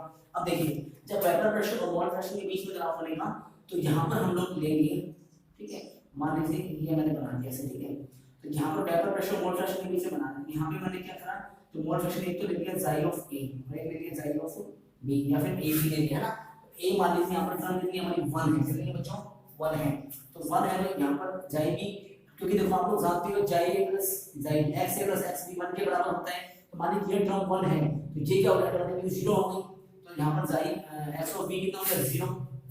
ठीक है, अब यहाँ पर तो ये टर्म 1 है, तो यहाँ पर जब 0 है तो 0 से 1 की तरफ जाएगा, तो यहाँ पर जाई ऑफ बी कितना हो जाएगा बच्चों 1, जब ये 1 है तो जाई ऑफ ए कितना हो जाएगा 0, कितना हो जाएगा 0। इट मींस यहाँ पर जाई ऑफ ए कितना हो जाएगा 0, यहाँ पर जाई ऑफ बी कितना हो जाएगा 1, दोनों में टर्म में एक 1 होगा तो दूसरा 0 होगा। ठीक है, मतलब क्या है कि हम 0 से 1 की तरफ जा रहे हैं, 0 से 1 की तरफ जा रहे हैं, जहां से 0 से 1 की तरफ जा रहे हैं हम एक ही बात करते हैं। अब देखो यहाँ से कहते हैं, यहाँ से कितना प्योर शेड में वेपर प्रेशर कितना होगा, ठीक है, तो यहाँ से हम जाई हमारा कितना है 0, 0 से हम किस जा रहे हैं 1 पे, यहाँ पर कुछ ना कुछ प्रेशर होगा, मान लीजिए जो प्योर यहाँ पर ये वेपर प्रेशर यहाँ पर होगा प्योर फॉर्म में। ठीक है, ये बात को समझिए कि यहाँ पर जाई ऑफ ए कितना है 1 है, यहाँ पर जाई ऑफ ए क्या है 0, यहाँ पर जाई ऑफ बी 0 है, यहाँ पर जाई ऑफ बी कितना है 1 है, यहाँ पर जब जाई ऑफ ए 0 है तो 0 से 1, मतलब देखो जाई ऑफ 0 से 1 हम लोग आगे बढ़ रहे हैं। ठीक है, तो आगे बढ़ने तो क्या होगा वेपर प्रेशर डायरेक्ट मोल फ्रैक्शन। ठीक है, तो प्योर शेड में कहां मिलेगा, तो वेपर प्रेशर प्योर शेड में मान लीजिए ये 0 और ये 1 तो यहीं कहीं मिलेगा ना, क्योंकि यहाँ पर 1 है, इसका मतलब मोल फ्रैक्शन यहाँ पर 1 आ रहा है तो यहाँ पर मिलेगा, प्योर शेड में यहाँ पे मिल गया आपको एक पॉइंट मिल गया, यहाँ पर जो वेपर प्रेशर आपको क्या है P नॉट A, क्या है बच्चों P नॉट A। अब यहाँ पर जाई ऑफ B है 1 की तरफ जा रहा है, यहाँ पर भी इसका मिलेगा पॉइंट, यहाँ पर इसका पॉइंट, क्योंकि देखो PB जो है वो PA से बड़ा है, यहाँ पर एक पॉइंट मिलेगा जिसको हम बोलेंगे P नॉट B, क्या मिलेगा P नॉट B। तो यहाँ पर देखिए हम ऐसे कहीं जैसे 1 की तरफ जा रहे हैं, ये पॉइंट मिल गया P नॉट A, और यहाँ से 0 से B की तरफ जा रहे हैं, यहाँ से क्या होगा P नॉट B, ये थोड़ा सा बड़ा मिलेगा ऐसे, क्योंकि P naught B is greater than P naught A, यहाँ पे हम देखा था। ठीक है, तो अब देखो ये होगा P नॉट A, ये क्या होगा P नॉट B। ठीक है, अब अगर मैं यहाँ पे देखिए, अगर मैं यहाँ पर जाई ऑफ A को, ठीक है, अगर P नॉट A है, P नॉट A की केस में देखते हैं, अगर मैं यहाँ पर जाई ऑफ B को 1 कर दूं, क्या कर दूं 1, तो यहाँ पर अगर मैं 1 रखता हूँ तो क्या होगा, ध्यान से देखिए P नॉट A से P नॉट कट गया, मतलब P total P naught B के बराबर आ गया, P टोटल किसके बराबर आ गया P नॉट B के, मतलब एक पॉइंट हमें ये मिल गया। ठीक है, अगर मैं जाई ऑफ B को 0 रखता हूँ, 0 तो ये पूरी टर्म 0 हो गई, P total P naught A के मतलब एक टर्म ये मिल गया, दोनों टर्म मिल गई, दोनों हमें 2 पॉइंट मिल गए। हम इस ग्राफ को ऐसे मिला सकते हैं, ये क्या होगा P टोटल, क्या होगा बच्चों P टोटल। ठीक है, P total PA plus PB, PA plus PB हो गया, PA प्लस PB। ठीक है, तो देखिए अरे भाई यहाँ पर जाई ऑफ B को मैंने 0 या 1 दो चीजें रख सकती हैं, अगर मैंने जाई ऑफ B को यहाँ पर 0 रख दिया, ये पूरी टर्म क्या होगी 0, तो P टोटल किससे आ गई P नॉट A के बराबर, तो P total P naught A एक टर्म हमें एक वैल्यू हमें बदल सकती है। अगर मैं 1 रखता हूँ तो 1 रखने से P naught B minus P naught A cut गया, तो P total P naught B के बराबर आ जाते हैं। हमें जब यहाँ मिल गए दोनों टर्म को मैंने मिला दिया तो हो गया P total equal to PA plus PB, और ये बच गया आपका किसके लिए राउल्स लॉ का ग्राफ, राउल्स लॉ का ग्राफ। ये एनसीईआरटी में आपको दिया हुआ है, जाई of x of a 1 x of b 0 हो जाएगा, तो यहाँ पर तो ये 0 ये टर्म में 0 ये 1 हो जाएगी, ये आपकी P नॉट A है, ये आपकी P नॉट B है, ये आपके PA हो जाएगा PB हो जाएगी, ये टर्म PA के लिए हो जाएगा PB के लिए, और हम लोग इसको बना देंगे, ये आपका ग्राफ बनेगा जो कि इसका है राउल्स लॉ के लिए। किसके लिए बच्चों राउल्स लॉ, ये इसका डायरेक्शन बनेगा। राउल्स लॉ का मतलब दोबारा से बता देता हूँ, हमने दो बीकर लिए, एक बीकर में हमने कंपोनेंट लिया ए, दूसरे बीकर में कंपोनेंट लिया बी, अब ए के वेपर बन रहे हैं यहाँ पर। अब वो प्योर स्टेट में उसमें नाम दिया B0 E, यहाँ पर प्योर स्टेट नाम दिया B0 B, दोनों को मिला दिया। मिलाने के बाद जो वेपर से ए और बी दोनों ज्यादा बन रहे थे, लेकिन जो ज्यादा बी के वेपर ज्यादा बन रहे थे यहाँ, ठीक है, तो बी के वेपर ज्यादा बन रहे थे यहाँ पर। सॉल्यूट जो बी अपन सॉल्वेंट लेके चलना है या फिर सॉल्यूट लेके चलते तो सॉल्यूट की यहाँ पर जो वेपर है ज्यादा बन रहे हैं, ठीक है। तो जो वेपर ज्यादा बन रहे थे उनको हमें यहाँ से, क्योंकि डेरिवेशन से हमें प्रूफ करना है, ग्राफिकल वे में दिखाना है, इसलिए तो उसके बाद मैंने P total P A plus P दोनों को मिलाना है, बस P A plus P A क्या हो जाएगा P naught X I P B का हो जाएगा P naught P I B. अब जाइए की जगह मैंने पुट कर दिया 1 माइनस आई बी, ठीक है, तो इसको हमने सॉल्व किया 1 माइनस आई बी अपना एक्स बी भी बोल सकते हैं, 1 minus X B P naught A minus P naught X B, और P naught B X B मैंने कॉमन ले लिया, तो P naught B minus P naught A, मैंने बड़ा वाला जो प्लस वाला पहले ले लिया, मैंने उसको बाद में ले लिया P naught B minus P naught ए, ठीक है जी।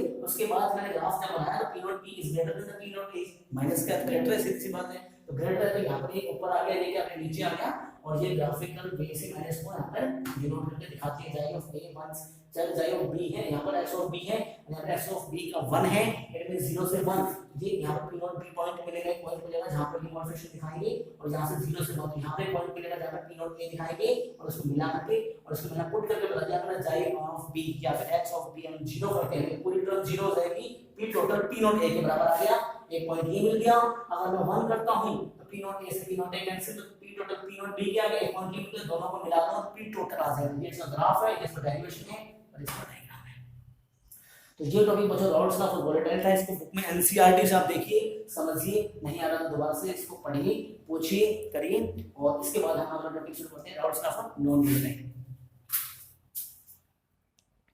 ठीक है। तो मेरे ख्याल से नोट कर लिया होगा आपने, ठीक है। रॉड्स का वोलेटाइल, वोलेटाइल का मतलब है दो लिक्विड सब्सटेंस हम मिला रहे हैं, दो लिक्विड सब्सटेंस के लिए काम चलेंगे। अब हम बात करेंगे नॉन वोलेटाइल, मतलब लिक्विड के अंदर सॉलिड मिलाएंगे, लिक्विड के अंदर क्या मिलाएंगे, सॉलिड मिलाएंगे।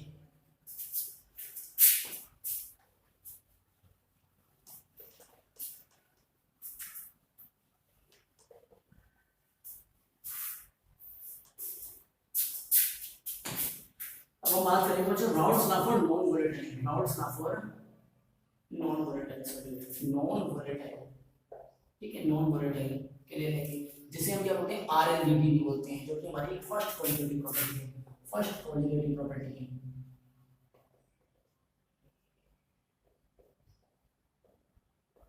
ठीक है। अब हम क्या करेंगे rods law for non volatile, rods law for non volatile, non volatile solute के लिए हम लोग बात करेंगे, जिसके लिए हम, जिसका दूसरा नाम क्या है बच्चों RLVP, relative lowering of vapour pressure, relative lowering of vapour pressure, lowering of vapour pressure, ठीक है, vapour pressure, relative lowering of vapour pressure, relative माने रिलेशन निकालते हैं, लॉवरिंग माने कम होना, वेपर प्रेशर का कम होना, ये हम लोग पहले ही पढ़ चुके हैं, मैंने आपको बताया था एक बीकर है, इसमें हमने क्या ले लिया वाटर ले लिया, ठीक है, वाटर ले लिया, उसको हम क्या करें रूम टेंपरेचर पे है, मान लीजिए 25 डिग्री सेल्सियस पे हीट हो रहा है, ठीक है, हमने कुछ बर्नर से उसको थोड़ा सा गर्म किया, तो मान लीजिए हमने बर्नर नहीं किया, हमने वैसे जनरली कर दिया, इसको 25 डिग्री सेल्सियस कुछ ना कुछ वेपर्स बन रहे होंगे यहाँ पे, तो कुछ ना कुछ वेपर्स बन रहे होंगे, तो वो कह रहा है कि जितने पानी के वेपर बन रहे हैं और वेपर दोबारा पानी में आ रहे हैं, इट मींस पानी 25 डिग्री नॉर्मल टेंपरेचर के ऊपर पानी के जो वेपर बन रहे हैं और वेपर दोबारा से पानी की फॉर्म में आ रहा है, इट मींस कंडेंस हो रहा है, उस स्टेट को बोलते हैं इक्विलिब्रियम। क्या बोलते हैं बच्चों,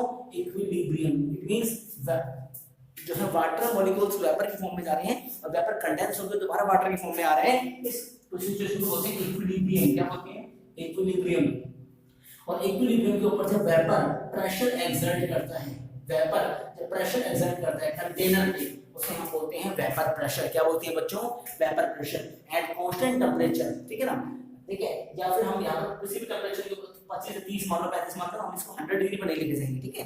तो हम लोग क्या करते हैं, इसमें जो पानी की कुछ ना कुछ वेपर्स बन रहे हैं और वही वेपर्स दोबारा से कंडेंस हो रहे हैं, ठीक है, 40 डिग्री पे, तो उस स्टेज को बोलेंगे इक्विलिब्रियम। उस इक्विलिब्रियम की स्टेज पे जो वेपर एक्सर्ट कर रहे हैं प्रेशर, उसे बोलेंगे वेपर प्रेशर, ठीक है। At equilibrium the pressure exert bye vapour, at equilibrium the pressure exerted by vapor is called vapor pressure, at equilibrium the pressure exerted by vapor is called vapor pressure। अगर मैं इसमें कुछ मिला दूं, क्या मिला दूं, नॉन वोलेटाइल सॉल्यूट, मैं नाम से नहीं कुछ मिला दिया नॉन वोलेटाइल सॉल्यूट, तो इसका वेपर प्रेशर घट जाएगा, इसका जो वेपर प्रेशर है वो डिक्रीज हो जाएगा, उसे हम बोलते हैं लोअरिंग ऑफ वेपर प्रेशर, क्या बोलते हैं, lowering of vapour pressure.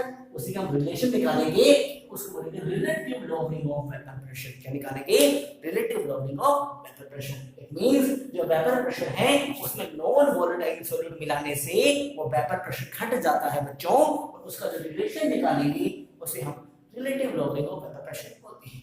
Vapour pressure मैंने आपको बता दिया, at equilibrium pressure exert bye vapour is called vapour pressure, और उसमें हमने कुछ नॉन वोलेटाइल सॉल्यूट मिला दिया जिस कारण से उसका वेपर प्रेशर कम हो गया, उसे बोलेंगे lowering of vapour pressure.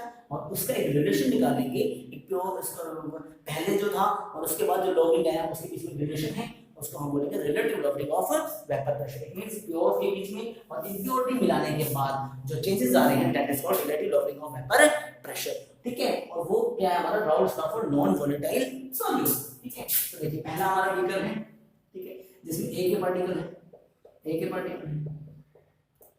Particle यहाँ पे, तो यहाँ पर क्या होगा, प्रेशर क्या होगा, पी नॉट। यहाँ पर जो वेपर्स बनेंगे वो किसके बनेंगे, पी नॉट ए के।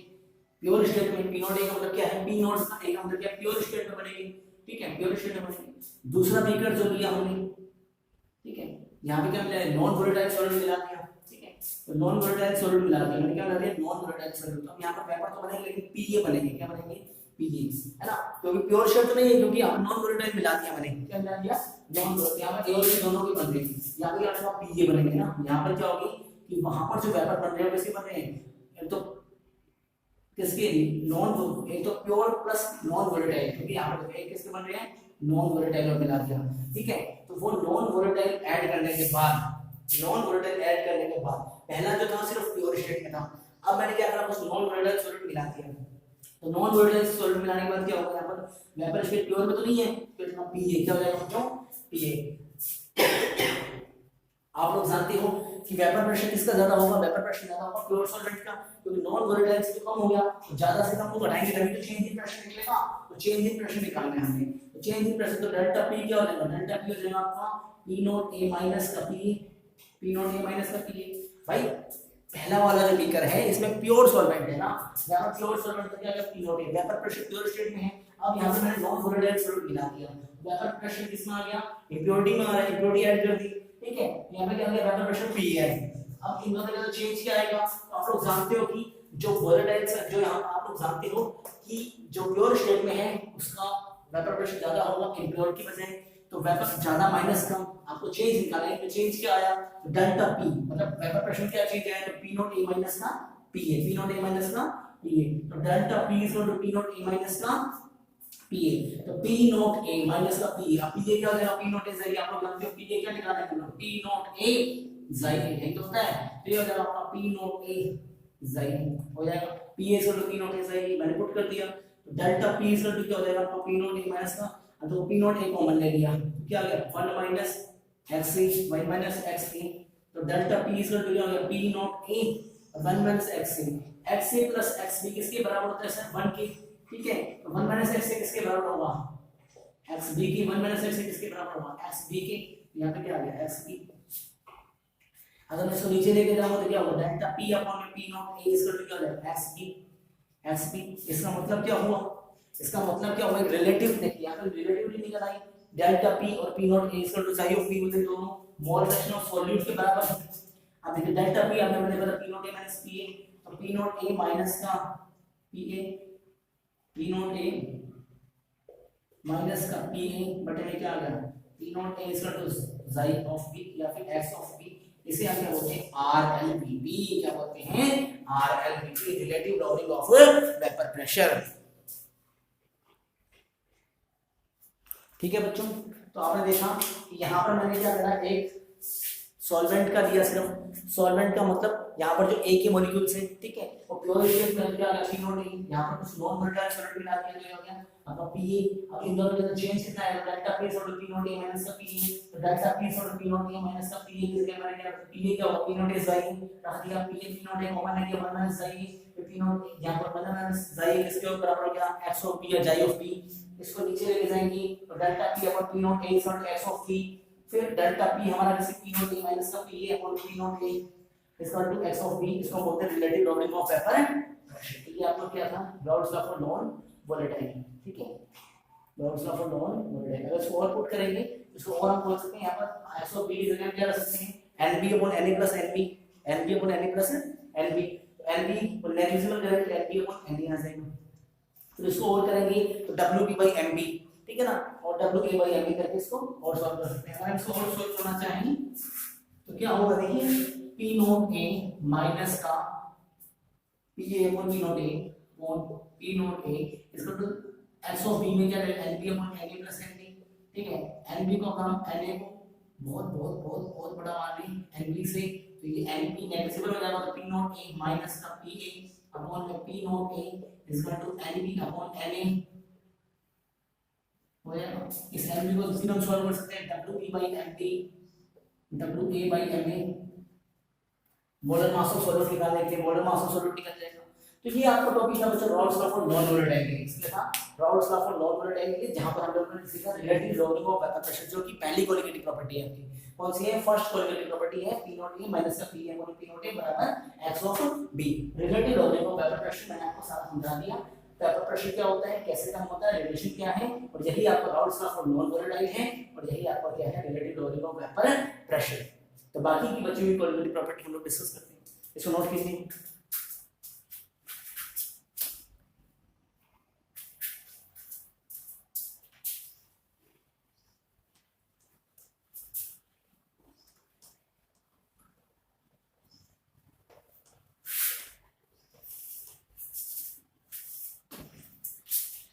कोलिगेटिव प्रॉपर्टी अगला टॉपिक है कोलिगेटिव प्रॉपर्टी। कोलिगेटिव प्रॉपर्टी वो प्रॉपर्टी जो number of moles of solute पर डिपेंड करती हैं, उसके नेचर पे नहीं करती। The property which depend upon the number of moles of solute but not on nature. The property which depend upon the property which depend upon the property which depend upon number of moles of solute, the property which depend upon number of moles of solute, number of moles of solute but not on nature, number of moles of solute but not on nature, not on nature, तो उसके nature पर depend नहीं करती।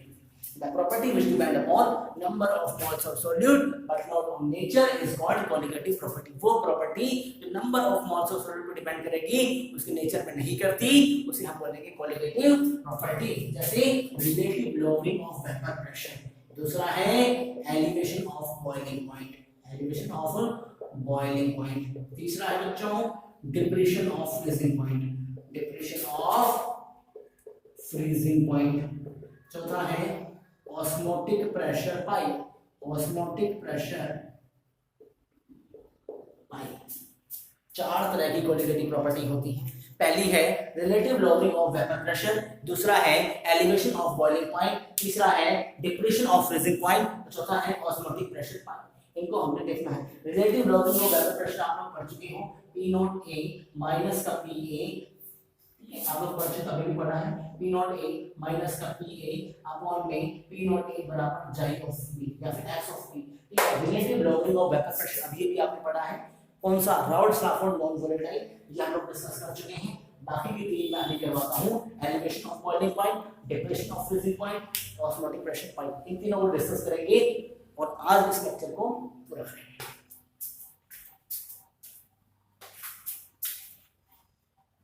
चलो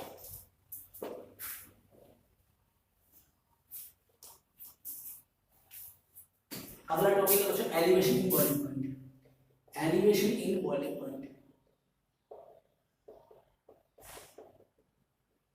elevation in boiling point, ठीक है। Elevation in boiling point का मतलब क्या है? देखिए एलिवेशन का मतलब होता है बच्चों बढ़ना, क्या होता है? बढ़ना। डेफिनेशन का मतलब होता है घटना। तो एलिवेशन बॉइलिंग पॉइंट का बढ़ना। देखिए सबसे पहले मैं आपको बताता हूँ बॉइलिंग पॉइंट होता क्या है। सबसे पहले बॉइलिंग पॉइंट पढ़ते हैं। बॉइलिंग पॉइंट क्या है? बॉइलिंग पॉइंट का मतलब है बच्चों वो टेम्परेचर, एक ऐसे एट एनी लिक्विड, किसी भी लिक्विड के ऊपर वो टेम्परेचर एट एनी लिक्विड, ठीक है ना, किसी भी लिक्विड के ऊपर द टेम्परेचर एट विच, वो टेम्परेचर जहां पर आपका वेपर प्रेशर एटमॉस्फेरिक प्रेशर के बराबर हो जाए, वेपर प्रेशर एटमॉस्फेरिक प्रेशर के बराबर हो जाए, उसे हम बोलेंगे बॉइलिंग पॉइंट। क्या बोलेंगे? Boiling point. एटमॉस्फेरिक प्रेशर का मतलब क्या है सर? 1 atm से। किसी है बच्चों? 1 atm से, ठीक है। It means the vapor pressure is equal to the atmospheric pressure. The temperature at which vapor pressure is equal to the atmospheric pressure. वो टेम्परेचर जहां पर वेपर प्रेशर एटमॉस्फेरिक प्रेशर के बराबर हो जाए उसे हम बोलेंगे बॉइलिंग पॉइंट. क्या बोलेंगे? Boiling point. वाटर का बॉइलिंग पॉइंट होता है 100 डिग्री सेल्सियस. कितना होता है? 100 डिग्री सेल्सियस. और वो बढ़ेगा कब? जब आप 100 डिग्री सेल्सियस जो वाटर का बॉइलिंग पॉइंट है, अगर मैं उसमें कुछ नॉन वोलेटाइल सॉलिड मिला दूं, चीनी मिला दूं, नमक मिला दूं, तो उसका बॉइलिंग पॉइंट राइज हो जाएगा, बढ़ जाएगा. उस बढ़े हुए बॉइलिंग पॉइंट को हम एलिवेशन बॉइलिंग पॉइंट कहते हैं. When a non-volatile solute is added to the solvent या solution, the boiling point will rise, then the boiling point is increase, or that is called elevation boiling point. यहाँ पर हमारे पास beaker है, ठीक है. हम देखो बीकर है, इसको हम ग्राफिकली वैसे समझते हैं, ठीक है. ग्राफिकली वैसे समझते हैं. यहाँ पर हम ग्राफिकली वैसे देखते हैं. तो देखो एलिवेशन बॉइलिंग पॉइंट है. यहाँ पर हम क्या करेंगे? वेपर प्रेशर लेंगे. क्या लेंगे? Vapour pressure. यहाँ पे क्या लेंगे? मतलब टेम्परेचर. क्या लेंगे? टेम्परेचर. तो वेपर प्रेशर को टेम्परेचर के हिसाब से हम लोग यहाँ पे देखेंगे. तो देखिए आप देखो यहाँ पर एक्स एक्सिस से आपका जो वाई एक्सिस है, यहाँ पर क्या होगा? टेम्परेचर 0 होगा. अगर तुम ऊपर की तरफ जाओगे तो प्रेशर बढ़ेगा, अगर आगे की तरफ जाओगे तो टेम्परेचर बढ़ेगा. तो यहाँ पर 0 हमारे लिए 25 हो गया, आपका 50 हो गया, आपका 100, 150, ठीक है, एंड सो ऑन. कुछ ना यहाँ पर भी कुछ ना कुछ वेपर प्रेशर रहा होगा. यहाँ पर मैंने मान लिया, इससे हो गई आकर के मैंने यहाँ मान लिया, यहाँ पर मेरा वेपर प्रेशर हो गया 180 एमपी. मैंने मान लिया कि 180 की लाइन आ गई. किसकी आ गई? 180. 1 एटमॉस्फेरिक प्रेशर में आ गई लाइन. देखिए 180 एमपी लाइन हो गई. अब देखिए जो मैंने आपको बताया था, जो मैंने बीकर दिया था बच्चों, उस बीकर में मैंने पानी भर दिया, ठीक है, और पानी भर दिया. पानी यहाँ पर, अब देखो मैंने कुछ भी टेम्परेचर नहीं दिया अभी, तो जो कुछ भी दिया था रूम टेम्परेचर को, रूम टेम्परेचर कितना था? 25 डिग्री सेल्सियस. रूम टेम्परेचर कितना? 25 डिग्री सेल्सियस. तो 25 डिग्री सेल्सियस को कुछ ना कुछ वेपर्स तो बन रहे होंगे, कुछ ना कुछ वेपर्स तो बन रहे होंगे, है ना? कुछ ना कुछ वेपर्स तो बन रहे होंगे. तो यहाँ पर 0 है, 25 पे कुछ ना कुछ वेपर्स तो बन ही रहे थे, कुछ ना कुछ वेपर्स बन रहे थे. अब मैंने क्या हुआ? इसको टेम्परेचर देना स्टार्ट कर दिया. मैंने यहाँ पर बर्डन लगा दिया और हीट देनी स्टार्ट कर दी. मैंने टेम्परेचर देना स्टार्ट किया. तो मैंने जैसे ही टेम्परेचर में दूंगा, temperature directly proportional to the vapour pressure. Temperature is directly proportional to the vapour pressure. अगर मैं टेम्परेचर बढ़ाऊंगा तो वेपर प्रेशर भी बढ़ेगा. अगर मैं टेम्परेचर बढ़ाऊंगा तो वेपर प्रेशर बढ़ेगा. तो टेम्परेचर बढ़ाने से वेपर प्रेशर बढ़ेगा. देखिए ये टेम्परेचर में बढ़ा रहा हूं तो वेपर प्रेशर बढ़ रहा है, टेम्परेचर बढ़ा वेपर प्रेशर बढ़ रहा है. और एक ऐसा पॉइंट है देखो कि यहाँ पर मीट कर गया, कहाँ पर? एटमॉस्फेरिक प्रेशर की लाइन को क्रॉस कर गया, ठीक है, क्रॉस कर गया. यहाँ पे ये जो पॉइंट है ना, इसी को हम क्या बोलेंगे? Boiling point. क्या बोलेंगे बच्चों? Boiling point. यहाँ पर क्या आ गया आपका? ये बॉइलिंग पॉइंट, ठीक है. अब ये बॉइलिंग पॉइंट क्या? यहाँ पर क्या और कुछ तो मॉलिक्यूल थे ही नहीं, सिर्फ प्योर कंपोनेंट था. यहाँ पे क्या थे? प्योर मॉलिक्यूल्स थे, प्योर कंपोनेंट था, और कुछ मिलाया था ही नहीं ना, सिर्फ पानी तो था, वो प्योर. तो ये जो आपका किसका आ गया? ये आपका आ गया प्योर कंपोनेंट. इसके नाम क्या? प्योर. इसके नाम क्या बच्चों? प्योर कंपोनेंट के लिए आता है. इसके लिए आ गया प्योर कंपोनेंट, है ना, प्योर कंपोनेंट के लिए. अब देखो प्योर कंपोनेंट के लिए आपका क्या आ गया? T naught B. T naught B मतलब क्या होता है? प्योर. नॉट का मतलब क्या होता है? प्योर. प्योर कंपोनेंट के लिए, ठीक है. अब मैंने क्या करा? इसमें कुछ ना कुछ मिला दिया. क्या मिला? नॉन वोलेटाइल सॉल्यूट मिलाया. क्या मिलाया बच्चों? Non volatile solute. मैंने यहाँ पर क्या मिलाया? नॉन वोलेटाइल सॉल्यूट मिला दिया. नॉन वोलेटाइल सॉल्यूट मिला दिया. नॉन वोलेटाइल सॉल्यूट मिलाने से क्या होगा? कि जो बॉइलिंग पॉइंट तो बढ़ जाएगा. बॉइलिंग पॉइंट वो कितना हो जाएगा? बढ़ जाएगा. अब नॉन वोलेटाइल सॉल्यूट मिला हुआ, तो देखो नॉन वोलेटाइल सॉल्यूट मिलाने से वेपर प्रेशर तो घटेगा. अगर मैं नॉन वोलेटाइल सॉल्यूट मिलाऊंगा तो वेपर प्रेशर तो घटेगा. तो देखो 25 डिग्री पे वेपर प्रेशर यहाँ पे था, अब मैंने कुछ मिला दिया तो वेपर प्रेशर यहाँ से कम होगा, कुछ ना कुछ घटेगा. हमारा यहाँ पर कुछ ना कुछ घटेगा यहाँ पर. अब घटने के बाद क्या होगा? देखो घट गया, घट गया, घट गया. तो क्या होगा? देखो घटने के बाद ये फिर इसका देखो, उसकी घटने के बाद मैंने टेम्परेचर बढ़ाया तो वेपर प्रेशर बढ़ेगा, टेम्परेचर बढ़ेगा, वेपर प्रेशर बढ़ेगा. यहाँ पर गया, यहाँ पर गया. तो देखो अब ये आ गया. यहाँ पे पॉइंट क्या आ गया आपका? TB, change in boiling point. TB भाई नॉन वोलेटाइल सॉल्यूट मिलाने के बाद क्या टेम्परेचर आएगा? टीबी आ गया. तो देखो यहाँ पर क्या आ गया आपका? टीबी. ये क्या था आपका? T naught B.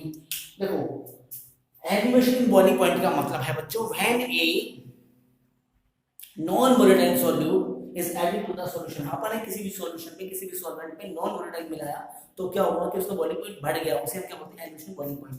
तो यहाँ पर देखो सबसे पहले 25 डिग्री से कुछ ना कुछ वेपर्स बने होंगे, मैंने टेंपरेचर देना स्टार्ट कर दिया, टेंपरेचर बढ़ने बढ़ते बढ़ते बढ़ते यहाँ तक पहुंच गई, इसको 180 क्रॉस कर गई, इसी को बोलते हैं बॉइलिंग पॉइंट। मैंने नीचे ग्राफ आ गया T0 की क्योंकि प्योर था। फिर उसके बाद मैंने कुछ इम्प्योरिटी मिलाई, टेंपरेचर बढ़ गया, यहाँ से यहाँ पर आ गया। फिर उसके बाद सीधा गया, ये आगे जाएगा, आगे जाके से बना दे टीबी। अब दूसरा नाम दे दिया टीबी क्योंकि ये प्योर था, ये क्या है इम्प्योर है। अब देखो आप लोग जनरल में निकालना है इसकी और इसके बीच का चेंज निकालना है। इसके बीच का चेंज क्या कराएगा आपका डेल्टा टीबी। चेंज कितना आया तो डेल्टा टीबी आ गया। डेल्टा टीबी कितना आया, अब ज्यादा से कम को घटाएंगे, ज्यादा कौन है टीबी, कम कौन है टी नॉट बी, तो टीबी माइनस टीबी नॉट। यही क्या होता है आपका elevation in boiling point, elevation in boiling. Delta TB is equal to TB minus TB naught. Graph समझ में आ गया होगा। उसके बाद देखो अब इसके बाद जो डेल्टा टीबी है ये किस पे डिपेंड करेगा, कंसंट्रेशन पे। इसके देख क्या है कंसंट्रेशन देख रहे हैं, यहाँ पर जो कंसंट्रेशन हम देख रहे हैं, क्या देख रहे हैं कंसंट्रेशन। अब कंसंट्रेशन कौन सी लेंगे तो हमें कंसंट्रेशन फ्रॉम वाली लेनी है जो क्या हो टेंपरेचर इंडिपेंडेंट हो। क्या हो टेंपरेचर, क्योंकि टेंपरेचर का एक है सारा टेंपरेचर इंडिपेंडेंट हो। ठीक है टेंपरेचर डिपेंडेंट तो कौन नहीं करेंगे, टेंपरेचर इंडिपेंडेंट टर्म कौन सी है मोलैरिटी। कौन सी बच्चों मोलैरिटी m। यहां पर हमने क्या करा delta TB is proportional to m, delta TB is proportional to m। अब इसको हटाएंगे क्या आएगा कांस्टेंट kb। इसको बोलते हैं यूलियोस्कोपिक कांस्टेंट। क्या बोलते हैं यूलियोस्कोपिक कांस्टेंट या फिर molar elevation boiling constant. Molar elevation boiling constant ये क्या होगा delta TB is equal to kbm। Delta TB is equal to kbm, delta TB is equal to kbm। उसके बाद delta TB is equal to kbm, तो delta TB is equal to kbm। m क्या है molarity, delta TB is equal to kb। m को रख दो w2 by m2 into 1000 by w1। हमें क्या निकालना है मोलर मास ऑफ सॉल्यूट। ये ऊपर जाएगा m2 is equal to kb into w2 into 1000 बटे में क्या आ गया डेल्टा टीबी into क्या आ गया w1। ये क्या हो गया molar mass of the solute calculate करने का फार्मूला। दोबारा देखो एलिवेशन बॉइलिंग पॉइंट है, यहाँ पर 0 टन का 30 कुछ टेंपरेचर दिया, 25 पे कुछ ना कुछ वेपर प्रेशर होगा। मैंने टेंपरेचर बढ़ाया, वेपर प्रेशर बढ़ा, इस पॉइंट को क्रॉस करेगा 180 की लाइन को, इसको नाम दे दिया अपने बॉइलिंग पॉइंट। उसके बाद कुछ ना कुछ मिलाने से वेपर प्रेशर घट गया, क्योंकि आप जानते हो नॉन वोलेटाइल सॉल्यूट मिलाने के बाद वेपर प्रेशर घटेगा, घट गया। उसके बाद ग्राफ ये आ गया। अब इसके बीच में चेंज है उसको डेल्टा टीबी नाम दे दिया। ज्यादा से कम को घटाएंगे तो delta TB equal to minus TB naught. ठीक है कंसंट्रेशन टर्म लेंगे कौन सी लेंगे molarity, delta TB is proportional to m kb। Ebullioscopic constant है तो delta TB equal to kb m को पुट करा w2 by m2 1000 में w1 m2 पर गया तो kb w2 1000 और डेल्टा टीबी w1 और ये आ गया। ठीक है kb की एक वैल्यू होती है, kb की यूनिट क्या होती है अपनी केल्विन केजी पर मोल। केल्विन केजी पर मोल इसकी यूनिट है बच्चों। ये कैसे एक कैलकुलेट करना मैं सिखा दूंगा, बहुत आसान है। ये इसका ग्राफ हो गया, इसका डेरिवेशन हो गया, इसकी डेफिनेशंस हो गई। तो ये आपका एलिवेशन इन बॉइलिंग पॉइंट है, नोट कीजिए।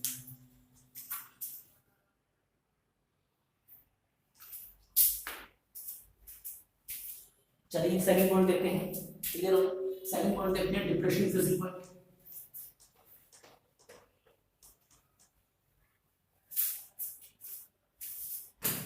अगला है बच्चों third one is depression freezing point. Depression in freezing point, depression in freezing point.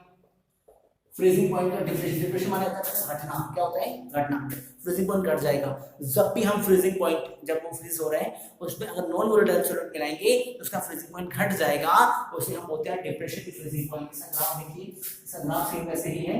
यहां पर हमने क्या ले लिया बच्चों वेपर प्रेशर, वेपर प्रेशर ठीक है, और यहां पर हमने क्या ले लिया टेंपरेचर T। ठीक है वो इज 0। ठीक है और ऐसे 25-30 कुछ भी ले लेंगे, यहाँ पे क्या ले लिया टेंपरेचर यहाँ से 0 से। ठीक है 25-30 कुछ भी ले लेंगे, यहाँ पे 50 कुछ भी लेके चलेंगे यहाँ से। ठीक है तो देखिए तो यहाँ पर हमने क्या ले लिया वेपर प्रेशर और ले लिया टेंपरेचर T। वेपर प्रेशर ले लिया और ले लिया टेंपरेचर। यहाँ पे फ्रीजिंग पॉइंट का मतलब क्या है, देखिए बॉइलिंग पॉइंट पे हमने क्या देखा था, बॉइलिंग पॉइंट पे देखा था कि जो वेपर प्रेशर है वो एटमॉस्फेरिक प्रेशर के बराबर हो जाए तो उसे बोलते हैं हम लोग बॉइलिंग पॉइंट। फ्रीजिंग पॉइंट क्या होता है सर, तो फ्रीजिंग पॉइंट का मतलब है कि vapour pressure of liquid phase, vapour pressure of liquid phase, liquid phase की वेपर प्रेशर है वो इक्वल हो जाएगी vapour pressure of solid phase, vapour pressure of solid phase. जो सॉलिड फेज के वेपर प्रेशर के बराबर हो जाए उसे हम बोलते हैं फ्रीजिंग पॉइंट। क्या बोलते हैं बच्चों? Freezing point. जो लिक्विड फेज है, लिक्विड स्टेट है, और जो गैस स्टेट है, या फिर लिक्विड से सॉलिड, मतलब जो लिक्विड से सॉलिड, पानी से बर्फ बन गया, बर्फ क्या है? सॉलिड स्टेट, पानी क्या? लिक्विड स्टेट, ये दोनों क्या हो? एक बराबर हो जाए उसे हम क्या बोलते हैं? Freezing point. क्या बोलते हैं? Freezing point. हम सॉलिड फेज को लिक्विड फेज के बराबर कर दें तो उसे हम बोलेंगे फ्रीजिंग पॉइंट। क्या बोलेंगे बच्चों? Freezing point. हमें ग्राफिकल बेस देखते हैं। सॉलिड का मतलब है फ्रोजन पॉइंट से, एनसीईआरटी में लिखा हुआ है फ्रोजन पॉइंट। तो मान लीजिए ये आपका है, अब देखो अब सीधी सी बात है कि मैंने एक बात बताई कि टेम्परेचर अगर हम बढ़ा रहे हैं, टेम्परेचर हम बढ़ा रहे हैं तो वेपर प्रेशर बढ़ रहा है। अगर हम टेम्परेचर घटाएंगे तो वेपर प्रेशर भी घटेगा। अगर हम टेम्परेचर घटाएंगे तो वेपर प्रेशर भी घटेगा। यहाँ पर देखो, अब यहाँ पर एक मान लीजिए ये है आपका पॉइंट, यहाँ से हमने कर दिया टेम्परेचर बढ़ाएंगे तो वेपर प्रेशर घटेगा। तो हमें तो बर्फ जमानी है, हमें तो बर्फ जमानी है ना, तो वेपर प्रेशर टेम्परेचर कम करना पड़ेगा। तो टेम्परेचर हमें कम करना पड़ेगा तो वेपर प्रेशर भी कम होगा। तो मान लीजिए ये पॉइंट है, यहाँ से टेम्परेचर क्या हो रहा है? कम हो रहा है। ये हमने इसका ग्राफ बना दिया, यहाँ से क्या हो रहा है कि टेम्परेचर को मैं कम कर रहा हूँ तो वेपर प्रेशर भी कम हो रहा है। इस तरह का ग्राफ आ गया। अब टेम्परेचर कम करो तो वेपर प्रेशर भी कम हो रहा है। टेम्परेचर को मैं क्या कर रहा हूँ? कम कर रहा हूँ तो वेपर प्रेशर भी कम हो रहा है। यहाँ देखो टेम्परेचर में घटा रहा हूँ, टेम्परेचर घटा रहा हूँ, टेम्परेचर घटा रहा हूँ तो वेपर प्रेशर भी घट रहा है। तो टेम्परेचर को घटाने से वेपर प्रेशर घटता है। क्यों घटा रहा है? क्योंकि मैंने क्या किया? Freezing point. ये बात क्या आप देखिए, यहाँ पे मैंने सॉल्वेंट ले लिया। क्या ले लिया? सॉल्वेंट ले लिया। सॉलिड फेज में है, इसमें है सॉलिड की फॉर्म में, सॉलिड की सॉलिड फेज में है, ये हमने सॉल्वेंट ले लिया। जो देखिए एलिवेशन बॉइलिंग पॉइंट में हमने ग्राफ बनाया था, जो पहला वाला बनाया था, ठीक है, यहाँ पर ये जो फ्रीजिंग पॉइंट था, और दूसरा वाला ये बनाया था, यहाँ से हमने देखिए पहला ग्राफ बनाया था ये, और दूसरा मैंने यहाँ से ये बनाया था। तो ये पहला वाला किसका था? सॉल्वेंट का था। दूसरा वाला किसका था? सॉल्यूशन का था। ठीक है, वैसे ही यहाँ पर देखिए, वैसे यहाँ पे क्या हो रहा है? ये पहला वाला सॉल्वेंट का है। अब हम क्या लेंगे? यहाँ पे लिक्विड सॉल्वेंट का ले लिया मैंने, यहाँ पे सॉलिड फेज में था। ठीक है, देखिए सॉलिड फेज में ले लिया, यहाँ पे सॉलिड फेज में, इसको मैंने यहाँ पर सॉलिड फेज में ले लिया। उसके बाद में क्या करा? एक लिक्विड मिलाया। क्या मिलाया? लिक्विड मिला रहे हैं, ठीक है ना सर? लिक्विड मिला। अब देखो लिक्विड का मैंने क्या करा? अब देखो यहाँ पर मैंने क्या किया? पहले मैंने ले लिया सॉल्वेंट फेज। क्या ले लिया? सॉल्वेंट प्योर लिक्विड, ये सॉलिड फॉर्म में है। यहाँ पर मैंने क्या ले लिया? सॉल्वेंट फेज ले लिया। क्या ले लिया? सॉल्वेंट ले लिया लिक्विड फेज में। ठीक है, लिक्विड को मैंने ले लिया यहाँ पे। तो लिक्विड, अब देखो लिक्विड फेज जब सॉलिड फेज के बराबर होगी तो क्या होगा? फ्रीजिंग पॉइंट बनेगा। यहाँ से लिक्विड फेज जा रही है, देखो तो लिक्विड फेज जाते जाते इसको क्रॉस कर देंगे। ये जो पॉइंट क्रॉस कर दिया इसे मैंने नाम दे दिया फ्रीजिंग पॉइंट। क्या दे दिया बच्चों? Freezing point. क्योंकि देखो लिक्विड फेज है, ये सॉलिड फेज के बराबर होगी। ये वाली तो आपकी सॉलिड फेज है, ये वाली क्या है? लिक्विड फेज है। तो लिक्विड जब सॉलिड के बराबर होगी, जिस पॉइंट पे मीट करेगी वही क्या होगा? उसका फ्रीजिंग पॉइंट। यहाँ पर प्योर शेप में थी ना, ये प्योर शेप में थी, इसमें थी प्योर शेप में थी, तो ये नाम दे दिया सर T नॉट F। क्या दे दिया बच्चों? T naught F। क्या दे दिया? T naught F। अब देखो, अब इस सॉल्वेंट में मैंने कुछ क्या मिलाया? नॉन वोलेटाइल मिलाया। जब नॉन वोलेटाइल, यहाँ पर अब मैंने इस प्योर में क्या मिला दिया? नॉन वोलेटाइल मिला दिया। तो जब नॉन वोलेटाइल में मिलाऊंगा तो क्या होगा? क्या होगा? फ्रीजिंग पॉइंट इसका डिप्लीशन होगा, कम होगा। ठीक है, तो कम होगा और वेपर प्रेशर तो कम होंगे, फ्रीजिंग पॉइंट के साथ साथ वेपर प्रेशर तो कम होंगे। मैंने आपको बताया था नॉन वोलेटाइल मिलाने से सॉल्वेंट के जो वेपर प्रेशर वो भी डिक्रीज होगा। तो यहाँ पर देखिए सॉल्वेंट ये भी डिक्रीज होगा। तो मान लीजिए ये पहले यहाँ पर रहा था, अब कहाँ बन रहा है? यहाँ पर रहा है। अब यहाँ पर रहा, ये भी कम होगा, ये कम होगा, ये आ गया। ठीक है, अब ये यहाँ क्रॉस कर रहे हैं, ये इसको ये मिला दिया, यहाँ पर क्या आ गया? TF। क्या आ गया बच्चों? TF। पहले वाला जो है वो किसका है? आपका T नॉट F प्योर का। अब किसका आ गया? इम्प्योर का TF। इसका चेंज क्या करेगा अपन? डेल्टा TF क्या कहलाएगा? Delta TF। ज्यादा से कम घटाएंगे, ज्यादा से ज्यादा कौन है? T नॉट F कम कौन है? TF। ज्यादा से कम तो डेल्टा TF इसका क्या हो जाएगा? T नॉट F माइनस का TF। T naught F minus का TF। ठीक है, ज्यादा से कम घटाएंगे तो T नॉट F माइनस का TF। तो डेल्टा TF की डायरेक्ट प्रोपोर्शनल कंसंट्रेशन, कंसंट्रेशन का कौन सी देंगे? मोलैरिटी। कौन सी? मोलैरिटी। यहाँ पे क्या आ जाएगा? जब KF आ जाएगा तो डेल्टा TF इक्वल टू क्या आ जाएगा आपका? KFM। क्या हो जाएगा? KFM। तो डेल्टा TF इक्वल टू क्या हो जाएगा? KFM। T naught F minus F। T naught F का मतलब है कि freezing point in pure state. ठीक है, freezing point in pure state. ठीक है, यहाँ पे क्या है? Freezing point. ठीक है, change in freezing point. Delta TF is proportional to M। तो यहाँ पे क्या है? KF। Delta TF equal to KF to M। M क्या है? मोलैरिटी। पुट करेंगे तो डेल्टा TF, ये TF है क्या एक्चुअली में? ये आपका है क्रायोस्कोपिक कांस्टेंट। क्रायोस्कोपिक कांस्टेंट, इसका नाम है molar freezing, molar depression freezing constant. Molar depression freezing constant इसकी यूनिट है केल्विन केजी पर मोल। यहाँ पर delta TF equal to KF into M। यहाँ पर KB और KF की वैल्यूज भी होती है। ठीक है, KF की वैल्यू KB से हमेशा ज्यादा होती है। Kf into W2 बाई में M2 into 1000 बाई में W1, ठीक है। तो हम M2 निकालेंगे तो क्या हो जाएगा, Kf into W2 into 1000 by में डेल्टा TF into W1। ये मोलर मास ऑफ सॉल्यूट निकालने का फॉर्मूला, एक ग्राफ है ये इसका कैलकुलेशन। क्लियर हुआ? ये आपको क्या था, डिप्रेशन फ्रीजिंग पॉइंट क्या था बच्चों, depression freezing point. When a non volatile solute is added to a solution then the freezing point will decrease, you know, depression freezing point delta TF is proportional to m, ये graph रहेगा। Yes, solid phase का liquid में लिया solvent, उसके बाद impurity add करने के बाद क्या है, ग्राफ ऐसे बनेगा। नोट कीजिए,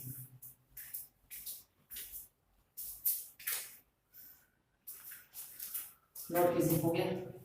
चलिए लास्ट है आपका ऑस्मोटिक प्रेशर पाइप, लास्ट है ऑस्मोटिक प्रेशर पाइप। उसके बाद आपका टॉपिक रहेगा जो आइडियल और non ideal solution, one two factor अब नॉर्मल मोलर मास। तो लास्ट में हम देखते हैं ऑस्मोटिक प्रेशर, क्या देखते हैं, osmotic pressure, osmotic pressure pipe, ठीक है। पी होता है, इसको पाइप बोलते हैं। आप लोग जानते हो P is equal to NRT equation होती है, ठीक है। प्रेशर को पी भी बोलते हैं और ऑस्मोटिक प्रेशर पाइप, दोनों से लेके चलते हैं, ध्यान है। तो पी इज इक्वल, अगर मैं बी को नीचे ले जाऊं तो P is equal to N by V RT, ठीक है। एन बाई वी एक्चुअली क्या है, कंसंट्रेशन, कंसंट्रेशन को हम लोग क्या बोलते हैं, मोलैरिटी, मोलैरिटी से बोलते हैं, ठीक है। तो P is equal to actually क्या है, सीआरटी, और पी लिखो चाहे पाई लिखो तो pi is equal to CRT. बस यही तो है ऑस्मोटिक प्रेशर, यही तो है ऑस्मोटिक प्रेशर। तो इसको और छोड़ना चाहो C is equal to n to pi V कर देंगे, n by V equal to pi is equal to CRT ऐसे आएगा। या फिर इसके डेरिवेशन और है, pi is proportional to C, pi is proportional to T, pi is proportional to CT, इसको हटाएंगे तो आर, तो pi is equal to CRT. ये क्या है, ऑस्मोटिक प्रेशर। इसको डायग्राम से थोड़ा समझते हैं, डायग्राम से देखते हैं बच्चों। ये लिखा है हमारे पास, ये बीच में क्या लगा दी मैंने, एक सेमी परमेबल मेम्ब्रेन, क्या लगा दी मैंने, सेमी परमेबल मेम्ब्रेन। ध्यान से समझिएगा, ऑस्मोसिस समझते पहले ऑस्मोसिस क्या होता है, फिर हम पढ़ते हैं ऑस्मोटिक प्रेशर। तो ऑस्मोसिस की अगर हम बात करें तो उससे पहले हम डिफ्यूजन पढ़ लेते हैं, क्योंकि डिफ्यूजन से थोड़ा सा अलग होता है ऑस्मोसिस।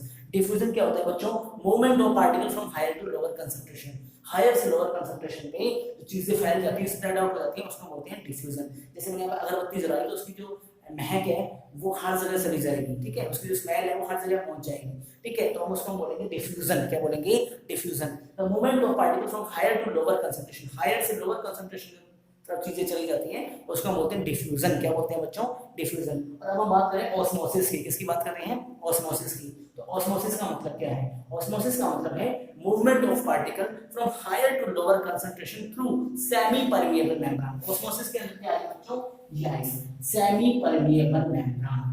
सेमी परमिएबल मेम्ब्रेन से होकर के जो चीज गुजरती है उसे हम बोलते हैं ऑस्मोसिस। क्या बोलते हैं, osmosis. Movement of particle from higher to lower concentration through semi permeable membrane. देखिए एक तरफ तो यहाँ पर आप देखिए प्योर वाटर है, यहाँ पर एक तरफ क्या है, प्योर वाटर है, ठीक है, प्योर वाटर है। और एक तरफ यहाँ पे क्या है, यहाँ पे क्या है आपका सॉल्ट वाटर है, salt plus water, salt water है, ठीक है, नमकीन पानी है, ठीक है, नमकीन पानी है। अब होगा क्या कि आप लोग जानते हो कि जो प्योरिटी की कंसंट्रेशन हमेशा ज्यादा होती है, प्योर सब्सटेंस की कंसंट्रेशन ज्यादा होती है, तो होगा क्या कि यहाँ से जो प्योर वाटर के जो सब्सटेंस है ना, ये इस तरफ जाने स्टार्ट हो जाएंगे, क्योंकि प्योर वाटर की यहाँ पर तो है हाई कंसंट्रेशन, यहाँ पर कंसंट्रेशन ज्यादा है, यहाँ पर है लोअर कंसंट्रेशन। तो जब हायर से लोअर पे चीजें जाएंगी और किसके द्वारा, सेमी परमिएबल मेम्ब्रेन, इसी को हम क्या बोलते हैं, ऑस्मोसिस। क्या बोलते हैं बच्चों, ऑस्मोसिस। हायर से लोअर की तरफ चीजों का जाना ऑस्मोसिस कहलाता है। ये अच्छा पानी है, नमकीन पानी है। हम क्या चाहते हैं कि भाई जो अच्छा पानी बचा रहा है नमकीन को साफ करके प्योर कर दिया जाए, लेकिन वो क्या है, वो उल्टा रहा है, जो अच्छा पानी नमकीन की तरफ जा रहा है, इट मींस हायर से लोअर की तरफ जा रहा है, इसी को हम क्या बोलते हैं, ऑस्मोसिस बोलते हैं। क्या बोलते हैं बच्चों, ऑस्मोसिस। हायर से lower concentration through semi permeable membrane. अब सेमी परमिएबल मेम्ब्रेन का काम क्या होता है, इसका मतलब क्या, मेम्ब्रेन, मेम्ब्रेन का मतलब होता है जो परत, परमिट, सेमी परमिएबल, परमिट का मतलब परमिएबल, जो अपने अंदर से जाने दे, सेमी माने थोड़ा थोड़ा, मतलब जो इसका पूरी पार्टिकल को जाने देगी, जो छोटे हैं, स्मॉल है, जैसे सॉल्वेंट, छोटे पार्टिकल को हमने अंदर से जाने देती है, कौन से, सोलवेंट पार्टिकल, कौन से पार्टिकल को, सोलवेंट, क्योंकि सोलवेंट पार्टिकल स्मॉल होते हैं और सोल्यूट है वो बड़े पार्टिकल होते हैं, वो इसके अंदर से नहीं जाते। यहाँ से सोलवेंट पार्टिकल को अपने अंदर से जाने देती है, इसको बोलते हैं सेमी परमिएबल मेम्ब्रेन। अब हमें करना क्या है, हम ये चाहते हैं जो नमकीन पानी है इसमें से पानी साफ होकर इधर आ जाए, नमक जो है यहाँ पे रह जाए। ठीक है, तो होगा क्या, अब देखो कुछ देर बाद हम देखेंगे कि जो साफ पानी है उधर जाते हैं, इसका कंसंट्रेशन क्या हो जाएगा, कम। थोड़ी देर बाद आफ्टर सम टाइम इसका कंसंट्रेशन क्या हो जाएगा, लो हो जाएगा। ठीक है, और इसका कंसंट्रेशन क्या हो जाएगा, हाई, क्योंकि पानी तो इधर चला गया, सारा पानी इधर चला गया। तो अब इसका यहाँ पानी जाने के बाद इसका कंसंट्रेशन हो जाएगा कम, इसका हो जाएगा ज्यादा। तो अब क्या होगा कि जब इसका ज्यादा हो जाएगा, हम लोग क्या करेंगे, यहाँ पे क्या करेंगे, प्रेशर अप्लाई करेंगे। क्या करेंगे बच्चों, प्रेशर अप्लाई करेंगे। क्या करेंगे, प्रेशर अप्लाई करेंगे, पिस्टन दबाएंगे, और वो जो प्रेशर अप्लाई करेंगे वो किसके लिए करेंगे, ऑस्मोसिस को रोकने के लिए, to stop the osmosis, to stop osmosis, osmosis को रोकने के लिए जो प्रेशर अप्लाई करेंगे, बस उसी को हम लोग बोलते हैं ऑस्मोटिक प्रेशर। क्या बोलते हैं, ऑस्मोटिक प्रेशर। जहां पर जो प्रेशर लग रहा है उस प्रेशर को लगाएंगे ताकि ऑस्मोसिस रुक जाए। सिर्फ ऑस्मोसिस, क्योंकि इधर से इधर पानी आ रहा है, यही तो ऑस्मोसिस है, हमें यही रोकना है। हमें क्या करना है, साफ पानी के पास इसको साफ करके भेजना है, तो साफ पानी इधर ना आए, तभी तो इधर जाएगा, साफ पानी को इधर ना आए, क्योंकि साफ पानी इधर आ रहा है। वो प्रोसेस कौन सी है, ऑस्मोसिस। हमें क्या करना है, साफ पानी को आने से रोकना है, इट मींस ऑस्मोसिस को रोकना है। तो हम यहाँ पर प्रेशर अप्लाई करेंगे ताकि ऑस्मोसिस रुक जाए, ऑस्मोसिस रुक जाए। ऑस्मोसिस को रोकने के लिए जो प्रोसेस अप्लाई करेंगे उसे हम बोलेंगे osmotic pressure. The pressure exerted to stop the osmosis, osmosis को रोकने के लिए जो प्रेशर अप्लाई किया जाएगा उसे बोलते हैं osmotic pressure, pi equal to CRT. और यहाँ पर ये प्रोसेस काम किसका होता है, डीसैलिनेशन ऑफ वाटर, पानी को साफ करने, नमकीन पानी को साफ करने के लिए। और यहाँ पर इसको बोलते हैं और रिवर्स ऑस्मोसिस भी कहते हैं इसी प्रोसेस को, क्योंकि ऑस्मोसिस से उल्टा हो रहा है ना, इसको हम रिवर्स ऑस्मोसिस या फिर डीसैलिनेशन ऑफ वाटर भी कहेंगे। डीसैलिनेशन ऑफ वाटर, पानी को साफ करने की प्रक्रिया, आर माने रिवर्स ऑस्मोसिस। ठीक है, तो बच्चों आज हमने solution, types of solution, concentration, molarity, normality, mole fraction, part पर मिलियन, नॉर्मैलिटी, ठीक है, Raoult's law for volatile, non volatile solubility of solid in liquid, solubility liquid in gases, Henry law, Raoult's law volatile के लिए, non volatile के लिए, colligative property, relative lowering of vapour pressure, elevation of boiling point, depression of freezing point, osmotic pressure, सारे topic discuss कर चुके हैं। और अब हम बात करेंगे इसके बाद नेक्स्ट वीडियो के अंदर हम लोग पढ़ेंगे अबनॉर्मल मोलर मास। क्या पढ़ेंगे बच्चों, अबनॉर्मल मोलर मास। और क्या पढ़ेंगे, वान हॉफ फैक्टर, ठीक है। और क्या पढ़ेंगे, आइडियल और non ideal solution, hypertonic solution, hypotonic solution, isotonic solution और एप्लीकेशंस ऑफ हेनरी लॉ और चैप्टर करेंगे खत्म। तो क्या क्या पढ़ेंगे अगले वीडियो लेक्चर में, van't Hoff factor, abnormal molar mass, isotonic, hypertonic, hypotonic solution और आपका आइडियल और non ideal solution. Non ideal solution के अंदर दो चीजें आएंगी, पॉजिटिव और नेगेटिव डेविएशन, उनके ग्राफ, और उसके बाद एप्लीकेशन ऑफ हेनरी लॉ। और बाकी के सारे टॉपिक हम लोग डिस्कस कर चुके हैं। अच्छे से पढ़िए, एनसीईआरटी से सारा देखिए, अच्छे से तैयार कीजिए। ओके बच्चों, थैंक यू।